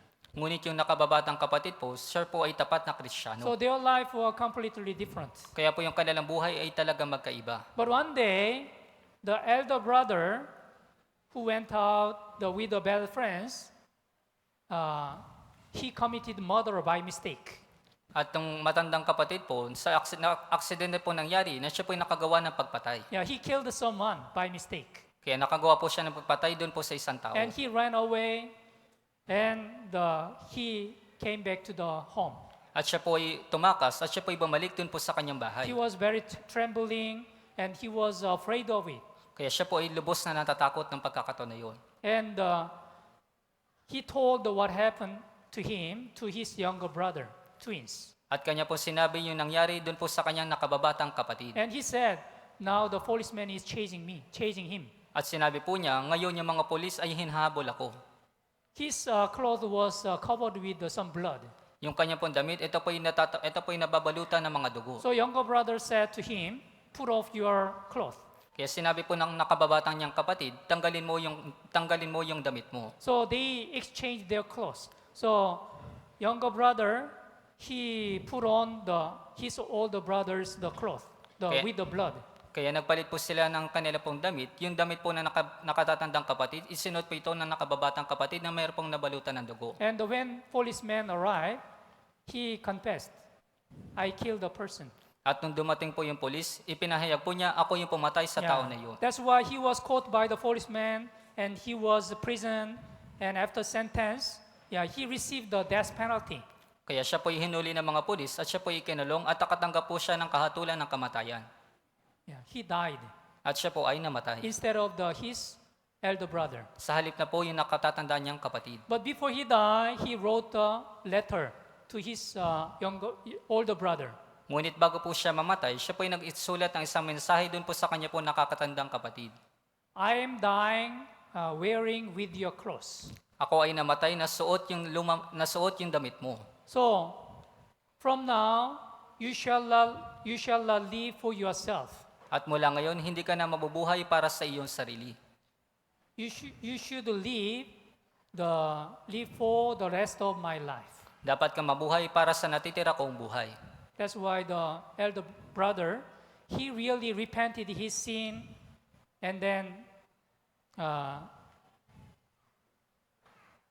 he visited the church, and through the Bible, he was able to be also saved. At yung nakatatanda pong kapatid, siya po ay nagsisi at siya po ay pumunta din po sa church at talagang siya po ay naligtas. So this elder brother, he was not able to forget his younger brother's true love. At ito pong nakatatandang kapatid, hindi niya po nalilimutan yung tunay na pag-ibig ng kanyang kapatid.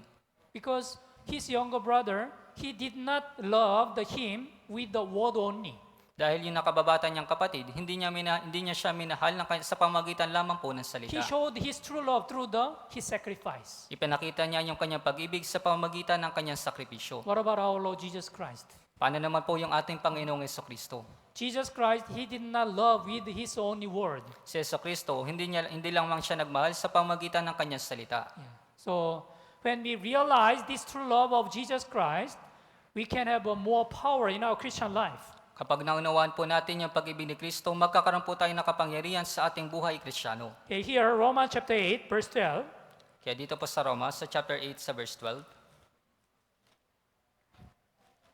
Romans chapter 8, verse 12. Sa Roma po, sa chapter 8, sa verse 12. From verse 12 to 14. Sumula po verse 12 hanggang 14. Okay, basahin po natin ng sabay-sabay. 3, 2, 1. Kaya nga, mga kapatid, mga may utang tayo, hindi sa laman upang mamuhay ayon sa laman, sapagkat kung mamuhay kayo ayon sa laman, kayo ay mamamatay. Subalit kung sa pamamagitan ng Espiritu ay pinapatay ninyo ang mga gawa ng laman, kayo ay mabubuhay. Sapagkat ang lahat ng pinapatnubayan ng Espiritu ng Diyos ay sila ang mga anak ng Diyos. Yes. Here, therefore, brethren, we are debtors, not to the flesh, to live according to the flesh. For if we live according to flesh, you will die. But if by the Spirit you put to death the deed of the body, you will live. Kaya opo, sinabi po dito, kaya mga kapatid, mga may utang tayo hindi sa laman, upang mamuhay ayon sa laman, sapagkat kung mamuhay kayo sa laman, kayo ay mamamatay, subalit kung sa pamamagitan ng Espiritu ay pinapatay ninyo ang mga gawa ng laman, kayo ay mabubuhay. Apostle Paul said, therefore, brethren, we are debtors. We are debtors. Not to the flesh. Kaya sinabi po ni Apostol Pablo, mga kapatid, mga may utang tayo, hindi sa lamahan. For example, if you borrow some money from your friends or from other people, what you should do? You should pay back the money what you borrowed. Kaya halimbawa, humiram ka ng pera mula sa iyong mga kaibigan, ano yung dapat mong gawin? Dapat mong ibalik yung mga hiniram mong pera. Yeah, if you have a debt, utang, you shall have a heavy burden always.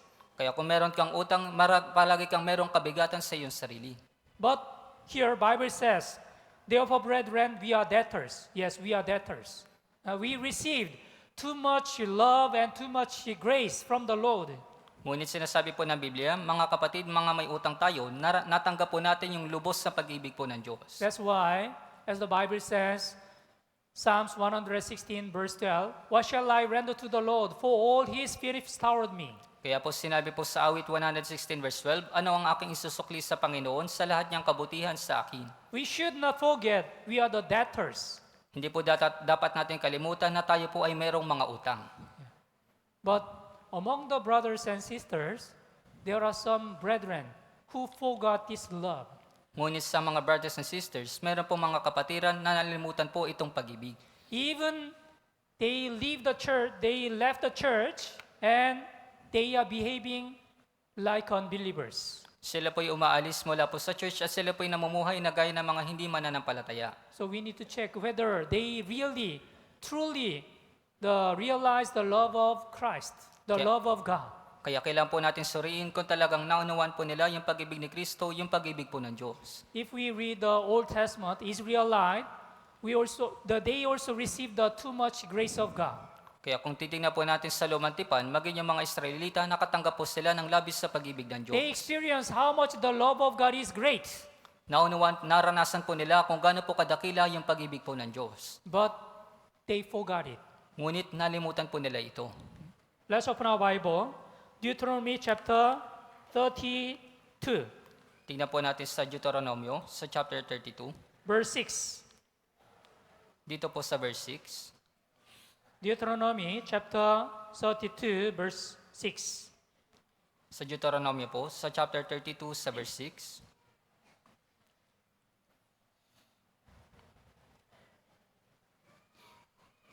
Okay, verse 6. Basahin po natin ng sabay-sabay.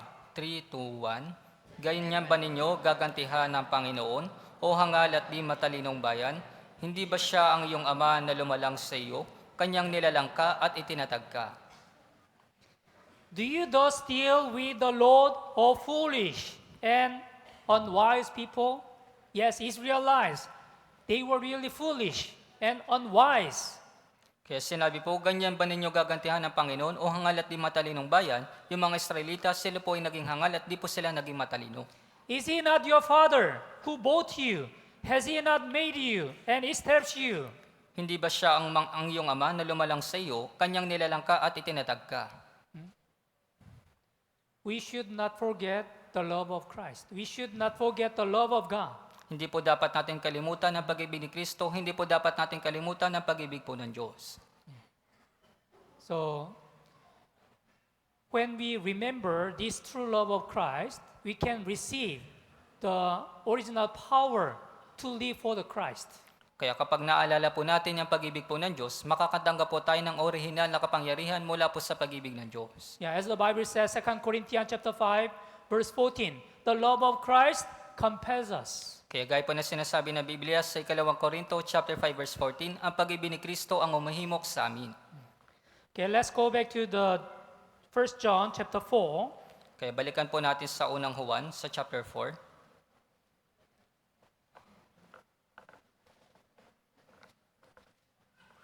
Verse 11. Dito po sa verse 11. 1 John chapter 4, verse 11. Sa unang Juan po, sa chapter 4 sa verse 11. Okay, basahin po natin ng sabay-sabay. 3, 2, 1. Mga minamahal, kung tayo'y inibig ng Diyos ng gayon, nararapat na mag-ibigan din naman tayo sa isa't isa. Pagod na kayo? Huh? Actually, whenever we listen to the Lord's Day sermon, it's less than 1.5 hours, right? Sa katunayan po, kapag nakikinig po tayo ng Sunday sermon, wala po ito sa isang oras. But through this New Year retreat, we will listen to the sermon 4 times, every session 2 hours. Ngunit sa pamagitan po nitong New Year retreat, tayo po'y makikinig sa 4 na sermon sa loob po ng 2 oras. So, we still have more time. Kaya meron po tayong natitirang oras. So, is it okay to continue 1 hour more? Kaya ayos lang po ba na magpatuloy ng 1 oras? Okay, salamat po. Okay, we will continue. So here, 1 John chapter 4, verse 11. Beloved, if God so loved us, we also ought to love one another. Kaya sinabi po dito sa verse 11, mga minamahal, kung tayo inibig ng Diyos ng gayon, nararapat na mag-ibigan din naman tayo sa isa't isa. As our Lord Jesus Christ taught us, right? Number 1, the first great commandment, that is the love your God with all your heart, with all your soul, and with all your mind. Kaya gaya po ng itinuro sa atin ng Panginoong Kristo, so yung pinakauna at dakilang utos, ibigin mo ang Panginoon mong Diyos ng iyong buong puso, ng buong kaluluwa mo, at ng buong espiritu. And second, love your neighbor as yourself. At yung ikalawa naman po, ibigin mo ang iyong kapwa na gaya ng iyong sarili. To the truly born-again Christian, who is the first neighbor? Kaya dun sa mga tunay na born again Christian, sino ang iyong kapwa?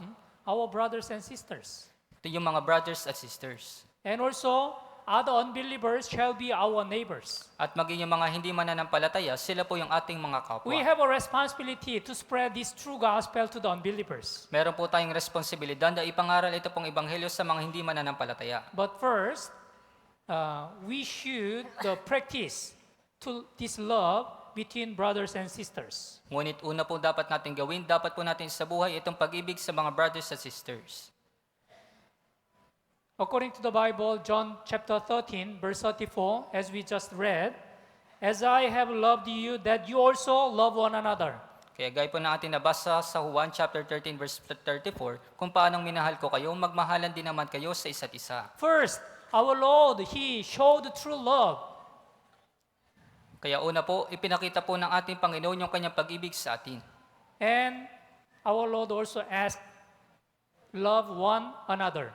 At hiniling din po ng ating Panginoon na magmahalan kayo sa isa't isa. If we receive this love of God truly, we also should love other brothers and sisters. Kung talagang natanggap po natin ito pong pag-ibig ng Diyos ng tunay, dapat din po natin ibigin yung mga brothers at sisters. Actually, before we get salvation, we did not have any ability or power to love others. Sa katunayan po, bago natin matanggap yung kaligtasan, wala tayong kakayahan na mahalin yung ibang mga tao. But after we get salvation, we realized true love of Jesus Christ. Ngunit pagkatapos po na matanggap natin yung kaligtasan, naunuan po natin ang pag-ibig ni Kristo. And those who really realize the love of Jesus Christ, also we can love others. At dun sa talagang nakaunawa ng pag-ibig ni Kristo, magagawa din nilang ibigin yung ibang mga tao. Yeah. If God so loved us, we also ought to love one another. Kung paanong minahal tayo ng Diyos, nararapat din naman na mag-ibigan tayo sa isa't isa. Our Christian life, it is not only the Bible knowledge. Yung ating buhay Kristiyano, hindi lamang po ito yung kaalaman patungkol sa Biblia. Yeah, whenever we attend the church, we have a chance to listen to the sermon many times. Sa tuwing dumadalo po tayo sa church, meron tayong napakaraming pagkakataon para mapakinggan yung salita po ng Diyos. Yeah, you shall learn a lot of the message or lessons through the Sunday sermon, the Lord's Day sermon, and the Wednesday sermon, and also through the fellowship, other fellowships. At matututunan mo po yung ilang mga aral mula sa mga Sunday sermon, Wednesday sermon, at ng mga fellowship. But although you know what is the teaching or what is the message or the lessons, if you don't practice it, your faith cannot grow at all.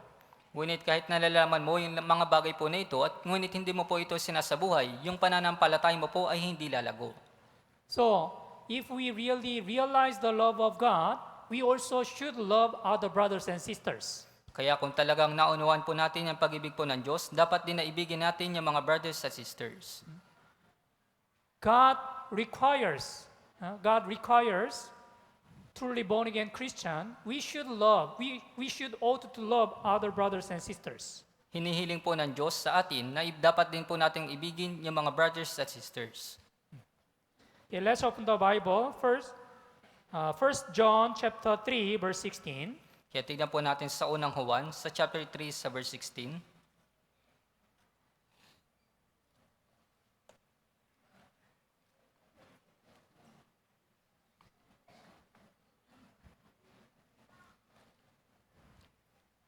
Unang Juan chapter 3 verse 16.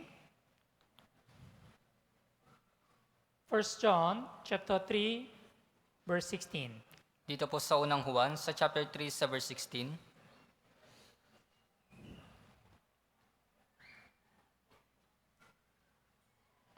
Okay, basahin po natin ng sabay-sabay. 3, 2, 1. Dito natin nakikilala ang pag-ibig sapagkat ibinigay niya ang kanyang buhay alang-alang sa atin at nararapat din nating ibigay ang ating mga buhay alang-alang sa mga kapatid. Yeah. By this we know love because He laid down His life for us. And we also ought to lay down our lives for the brethren. Dito natin nakikilala ang pag-ibig sapagkat ibinigay niya ang kanyang buhay alang-alang sa atin at nararapat nating ibigay ang ating mga buhay alang-alang sa mga kapatid. Brothers and sisters, what do you think of this verse? Kaya mga brothers and sisters, ano po sa tingin po ninyo ito pong talata na ito? Can you follow this verse Kaya in your life? Kaya niyo po bang sundin yung talata po na ito sa inyong mga buhay? Yeah, we know our Lord Jesus Christ, He laid down His life for us. Opo, alam po natin na si Jesucristo, ibinigay niya yung kanyang buhay para sa And atin. Bible says, we also ought to lay down our lives for the brethren. At sinasabi rin po ng Biblia, nararapat nating ibigay ang ating mga buhay alang-alang sa mga kapatid. Is there any brothers and sisters who can lay down your life for the brethren? Kaya meron po ba ng mga brothers and sisters na kaya nilang ibigay yung kanilang buhay para sa mga kapatid? Yeah, we love brothers and sisters, but it's not easy, right? To lay down our lives. Opo, minamahal natin yung brothers and sisters, ngunit hindi po madali na ibigay yung ating mga buhay para sa mga kapatid. So we can understand how much our Lord Jesus Christ loved us first, right? It's not easy to lay down His life, but He sacrificed Himself to save us. Kaya maunawaan po natin kung gaano po tayo minahal ni Jesucristo, hindi po ito madali, isinakripisyo niya po yung kanyang sarili para sa atin. Our Lord Jesus Christ, He showed true love toward us. Ipinahayag po ni Jesucristo yung tunay na pag-ibig sa atin. Now, our Lord is asking us, love one another. Kaya ngayon po, yung Panginoon, hinihiling niya po sa atin, magmahalan kayo sa isa't isa. If we realize true love of Jesus Christ, we also should practice this true love between brothers and sisters. Kung naunawaan po natin yung pag-ibig ni Kristo, dapat din po natin isabuhay ang pag-ibig na ito sa mga brothers at sisters. Okay, unang Pedro, 1 Peter chapter 1, Sa unang Pedro po, sa chapter 1, verse 22. sa verse 22, Unang Pedro chapter 1, verse 22.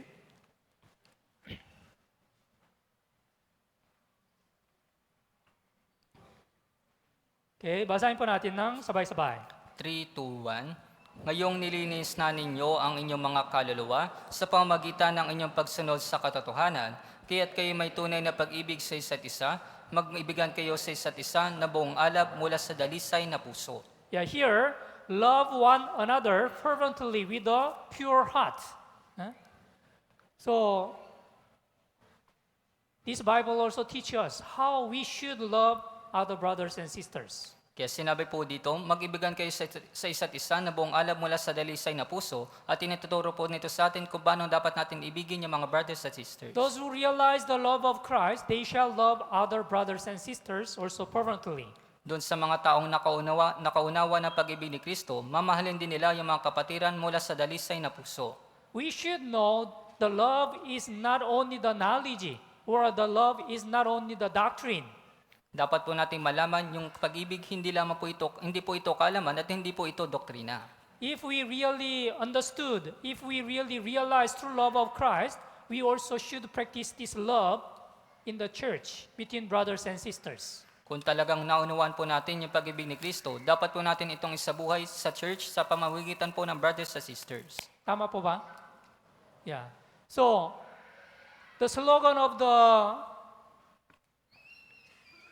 this New Year retreat, imitate Christ. Today, in this session, first, imitate the love of Christ. Kaya po yung slogan po natin sa New Year Retreat ay yung tularan si Kristo at yung session po natin ngayon ay tularan ng pag-ibig ni Kristo.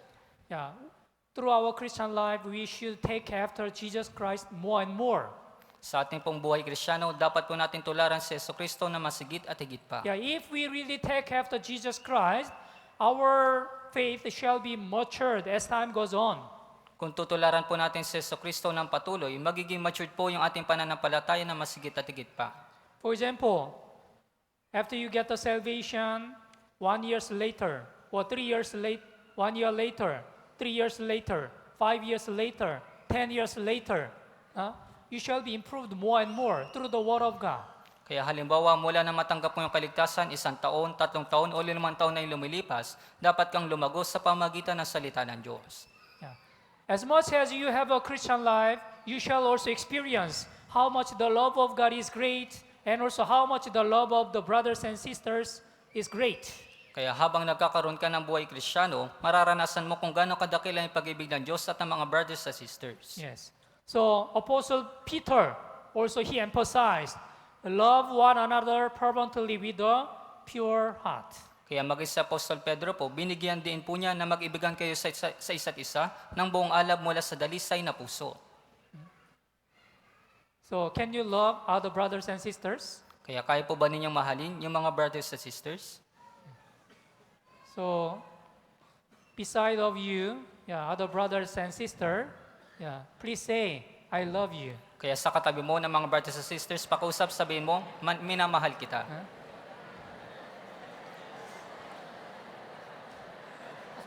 Not between the brother and sister. Hindi po sa pagitan ng brother at sister.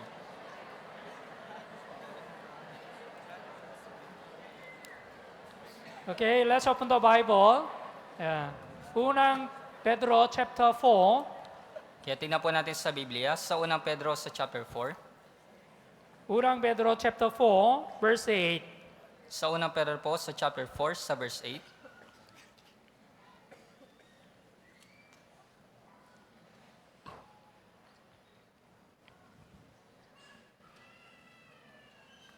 Okay, chapter 4, verse 8. Basahin po natin ng sabay-sabay. 3, 2, 1. Higit sa lahat, magkaroon kayo na maningas sa pag-ibig sa isa't isa, sapagkat ang pag-ibig ay nagtatakip ng maraming kasalanan. And above all things, have fervent love for one another, for love will cover a multitude of sins. This is very important, right? So if the church has the true love, although there is some mistake or problem, it cannot be a problem. Kaya ito po ay napakahalaga. Kung meron pong tunay na pag-ibig sa loob po ng church, kahit na meron mga problema o mga pagkakamali, hindi po ito magiging problema. For example, when you get the salvation at the first time, actually, your heart is full of the love of God.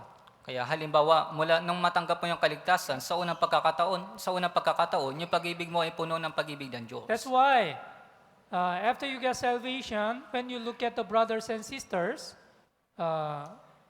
it's really good. That's why you can love other brothers and sisters. Kaya nga sa tuwing tinitignan mo yung mga brothers and sisters, ito yung mabuti at dahil meron kang pag-ibig. But as time goes on, if the love of God is become cold in your heart, what will happen? Ngunit habang lumilipas yung panahon, kapag nanalamig yung inyong pag-ibig, ano po yung mangyayari? From that time, you can see other brothers and sisters' mistake. Sa pagkakataon po na yun, makikita mo na yung pagkakamali ng mga brothers and sisters. And other brothers and sisters' fault. At yung mga iba pang mga pagkakamali ng mga kapatiran. And you will point out, oh, you are wrong. At ituturo mo, ikaw ay mali. From that time, there will be many problems in your Christian life. At sa pagkakataon na yun, magkakaroon ng maraming problema sa iyong buhay Kristiyano. In this world also same. For example, when the man and woman, when they met at the first time, and if they love one another, they have a true love. That's why, although they have a problem, it's not serious. Kaya ganyan din po dito po sa mundo, yung mga lalaki at babae, kapag sa unang pagkakataon, minamahal nila yung isa't isa, kahit na mayroong mga problema, hindi ito nagiging seryosong problema. Yeah, such kind of the problems or mistake or fault can be covered by the love. Yung mga ganong problema at mga pagkakamali, natatakpan po ito ng kanilang pag-ibig. And they shall get married. At sila po ay ikinakasal. And after several years later, what will happen if their love become cold between the husband and wife? Ngunit pagkatapos po ng ilang panahon, ano pang mangyayari kapag yung pag-ibig nila ay nanlamig sa pagitan nilang mag-asawa? You can find the many problems. Makakakita ka ng maraming mga problema. Husband can also find the many fault and the mistakes and problems from his wife. Kaya po yung asawang lalaki, makikita niya yung mga pagkakamali ng kanyang asawa. And wife also can find some problems from her husband. At maging yung asawang babae, makikita niya yung mga problema mula sa kanyang And asawa. they will fight each other. At sila po ay magtatalo. And serious case, they shall be separated. At sa seryosong kaso, sila po ay maghihiwalay. Yes, when the love become cold, there might be the big problem. Opo, kapag pag-ibig po ay nanlamig, ito po ay magiging problema. It is also same in the church. Kaya ito po ay parehas lamang po sa loob po ng church. Why the Apostle Peter said, above all things, have fervent love for one another. For love will cover a multitude of sins. Kaya bakit po sinabi na po sa Pedro na higit sa lahat, magkaroon kayo ng maningas sa pag-ibig sa isa't isa, sapagkat ang pag-ibig ay nagtatakip ng maraming kasalanan.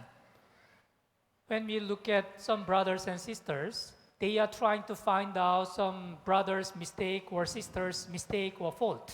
Kapag tinitignan po natin yung ilang mga brothers and sisters, sinusubukan po nila na hanapin yung mga pagkakamali ng ilang mga brothers and sisters. But we should know there is no one who is perfect in the church. Ngunit dapat po nating malaman na walang sinuman po yung perpekto sa loob po ng church. And some case, some brother has a more problem, but he's trying to point out other brother's mistake. At sa ibang kaso, merong masigit na seryosong problema yung kapatid na iyon, ngunit pinupunto niya yung mga pagkakamali ng ibang kapatiran. Let's open the Bible, Matthew chapter 7.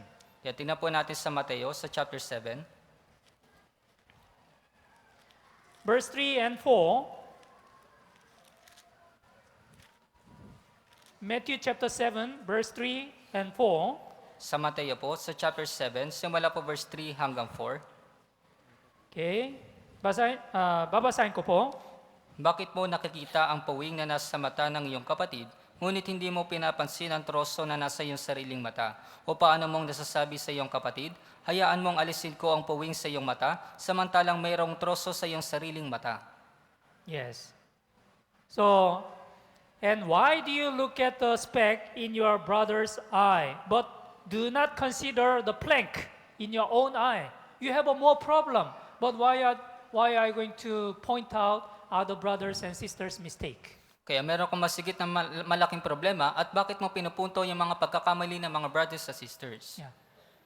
If God allows only the perfect man can attend the church, maybe most of us shall be disqualified.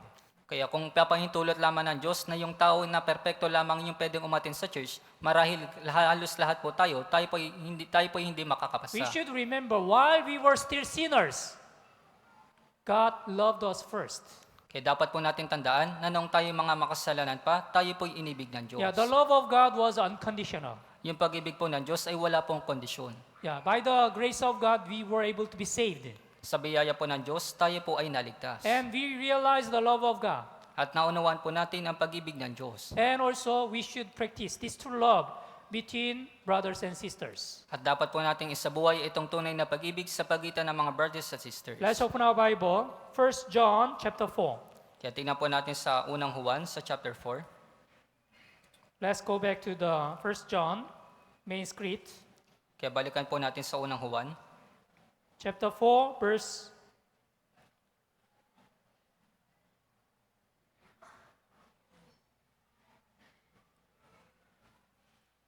20, chapter 4, verse 20. Dito po sa chapter 4, sa verse 20. Okay, basahin po natin ng sabay-sabay. 3, 2, 1. Kung sinasabi ng sinuman, iniibig ko ang Diyos at napupuot sa kanyang kapatid, siya ay sinungaling. Sapagkat ang hindi umiibig sa kanyang kapatid na kanyang nakikita, ay hindi maaring umibig sa Diyos na hindi niya nakita. Yeah, here is very important message. If someone says, I love God and hates his brother, he's a liar. Kaya dito po meron pong napakahalagang mensahe. Kung sinasabi ng sinuman, iniibig ko ang Diyos at napupuot sa kanyang kapatid, siya ay sinungaling. Yes. Many brothers and sisters, they can have a beautiful testimony while they are having a fellowship. I love God. I really love my Lord Jesus Christ. Opo, sa tuwing fellowship po, meron po mga magandang patotoo yung mga brothers and sisters na sinasabi nila, iniibig ko yung Diyos. But if you don't practice true love between brothers and sisters, if you don't love other brothers and sisters truly, that is not true love. Ngunit kung hindi mo isinasabuhay, ngunit kung hindi mo tunay na minamahal yung mga brothers and sisters, hindi po ito tunay na pag-ibig. Bible says, for he who does not love his brother whom he has seen, how can he love God whom he has not seen? Sinasabi po ng Biblia, sapagkat ang hindi umiibig sa kanyang kapatid na kanyang nakikita, ay hindi maaring umibig sa Diyos na hindi niya nakita. Yeah, we should not be liar. Hindi po dapat tayo na maging sinungaling. Truly born again Christian, once we realize the love of God, we also should love other brothers and sisters. Tayo mga tunay na born again Christian, kapag naunawanan po natin yung pag-ibig ng Diyos, dapat po nating ibigin yung mga brothers at sisters. Okay, let's open the Bible, Romans chapter 12. Tingnan po natin sa Roma, sa chapter 12.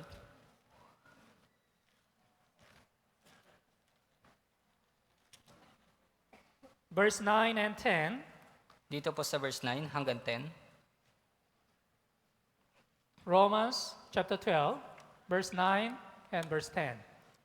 Sa Roma po, sa chapter 12, simula po verse 9 hanggang 10. Okay, basahin po natin ng sabay-sabay. 3, 2, 1. Ang pag-ibig ay maging walang pagkukunwari, kapuotan ninyo ang masama, panghawakan ng mabuti. Magmahalan kayo na may pag-ibig bilang magkakapatid, sa pagpaparangal sa iba ay magunahan kayo. Let love be without hypocrisy. And for what is evil, cling to what is good. Be kindly affectionate to one another with brotherly love, in honor, giving preference to one another. So, let love be without hypocrisy. We should love brothers and sisters truly. Ang pag-ibig ay maging walang pagkukunwari, dapat po nating ibigin yung mga brothers and sisters ng tunay. So, love is not only the knowledge or doctrine. This is our true Christian life.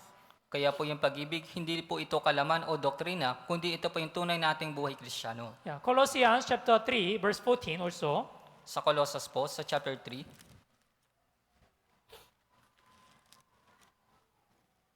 Colossians chapter 3, verse 14. sa Colossus po, sa chapter 3, sa verse 14,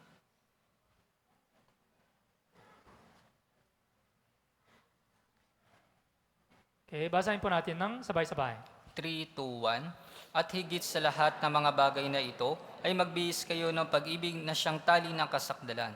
Yeah, but above all these things, put on love, which is the bond of perfection. Although we are not perfect, but if we love one another, we can achieve the will of God through our church, and also this is the bond of the perfection. Kaya kahit na hindi po tayo perpekto, ngunit kung isasabay po natin itong pag-ibig sa ating pong iglesia, maisasakatuparan po natin yung kalooban ng Diyos sa pamagitan po nating iglesia at tayo po'y magiging sakdal. Yeah. So today, through the 1 John chapter 4, from verse 7 to verse 12, we have learned about, first, how God loved us. Kaya ngayong gabi po, napag-alaman po natin dito po sa unang Juan chapter 4 verse 7 hanggang 12. Una po, kung gaano po tayo iniibig ng Diyos. Yes, our Lord Jesus Christ was sacrificed to save us. Yung Panginoong Kristo, siya po isinakripisyo upang tayo po ay iligtas. Yeah, the love of God was manifested toward us in that while we were still sinners. Ang pag-ibig po ng Diyos ay ipinahayag sa atin na noong tayo ay mga makasalanan pa. So our born-again Christian, we must realize the love of God continuously through the Word of God and through our Christian life. Kaya tayong mga born-again Christian, dapat po nating patuloy na maranasan ang pag-ibig po ng Diyos sa pamagitan ng salita ng Diyos at sa ating buhay Kristiyano. Yeah. As much as you realize the love of Christ through your Christian life, this true love also shall be revealed in your Christian life. Hanggat naunawaan mo yung pag-ibig ni Kristo sa iyong buhay Kristiyano, ito po'y mahayag sa iyong buhay Kristiyano. What is the true evidence of your born-again Christian? Kaya ano po ba yung ebidensya ng tunay na born-again Christian? How can you prove you are really born-again Christian? Paano mo mapapatunayan na talagang tunay na born-again Christian ka? It is not only the beautiful testimony, Hindi po ito sa pamagitan ng magandang pagtotoo. but your true Christian, your true love should be revealed through your Christian life. Ngunit yung tunay na mong pag-ibig ay dapat na mahayag sa iyong buhay Kristiyano. Yes, you must imitate the Christ more and more through your Christian life. Kaya dapat mong tularan si Kristo na masigit at higit pa sa iyong buhay Kristiyano.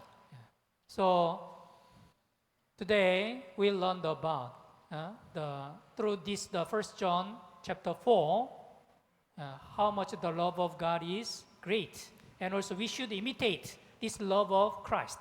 Kaya ngayong gabi po, natutunan po natin dito po sa unang 1 chapter 4 kung gaano po kadakil ang pag-ibig ng Diyos at dapat po natin tularan ang pag-ibig ni Kristo. So, through this New Year's retreat, we should learn many kind of things in order to imitate our Christ. Kaya sa pamamagitan po nitong New Year Retreat, dapat po nating matutunan yung maraming bagay upang matularan po si Jesucristo. And this New Year retreat also very important opportunity to make a resolution for the new year. At ito rin pong New Year Retreat ay napakahalagang pagkakataon upang magkaroon po tayo ng panibagong resolution sa panibagong taon. We should believe this New Year retreat is a very special opportunity and also precious opportunity and privilege. Kaya dapat po nating maunawaan na itong New Year Retreat ay napakahalagang pagkakataon at ito po ay pribilehyo. Yeah. So through this New Year retreat, we will make the New Year's resolution, and we will become more faithful and sincere the servant of God in the next year. Kaya sa pamamagitan po nitong New Year Retreat, tayo po ay matutunan po natin kung paano tayo magiging tapat sa susunod na taon bilang mga lingkod po ng Diyos. Okay, let's all pray. Tayo pong lahat po ay manalangin. Holy and gracious our Heavenly Father God, thank you for giving us this wonderful chance to listen to your word. Banal at pagbibiyaya naming Amang Diyos, maraming salamat po sa pagkakataon po na ito na makapakinig po kami ng iyong salita. Through this first session, according to the 1 John chapter 4, from verse 7 to 12, we have learned how much the love of God is great, and also, as a born-again Christian, we should love one another. Kaya sa pamagitan po ng unang Juan chapter 4, simula po verse 7 hanggang 12, naunawan po namin ang pag-ibig ng Diyos at dapat po namin ibigin yung isa't isa. Let us do not forget the love of Christ.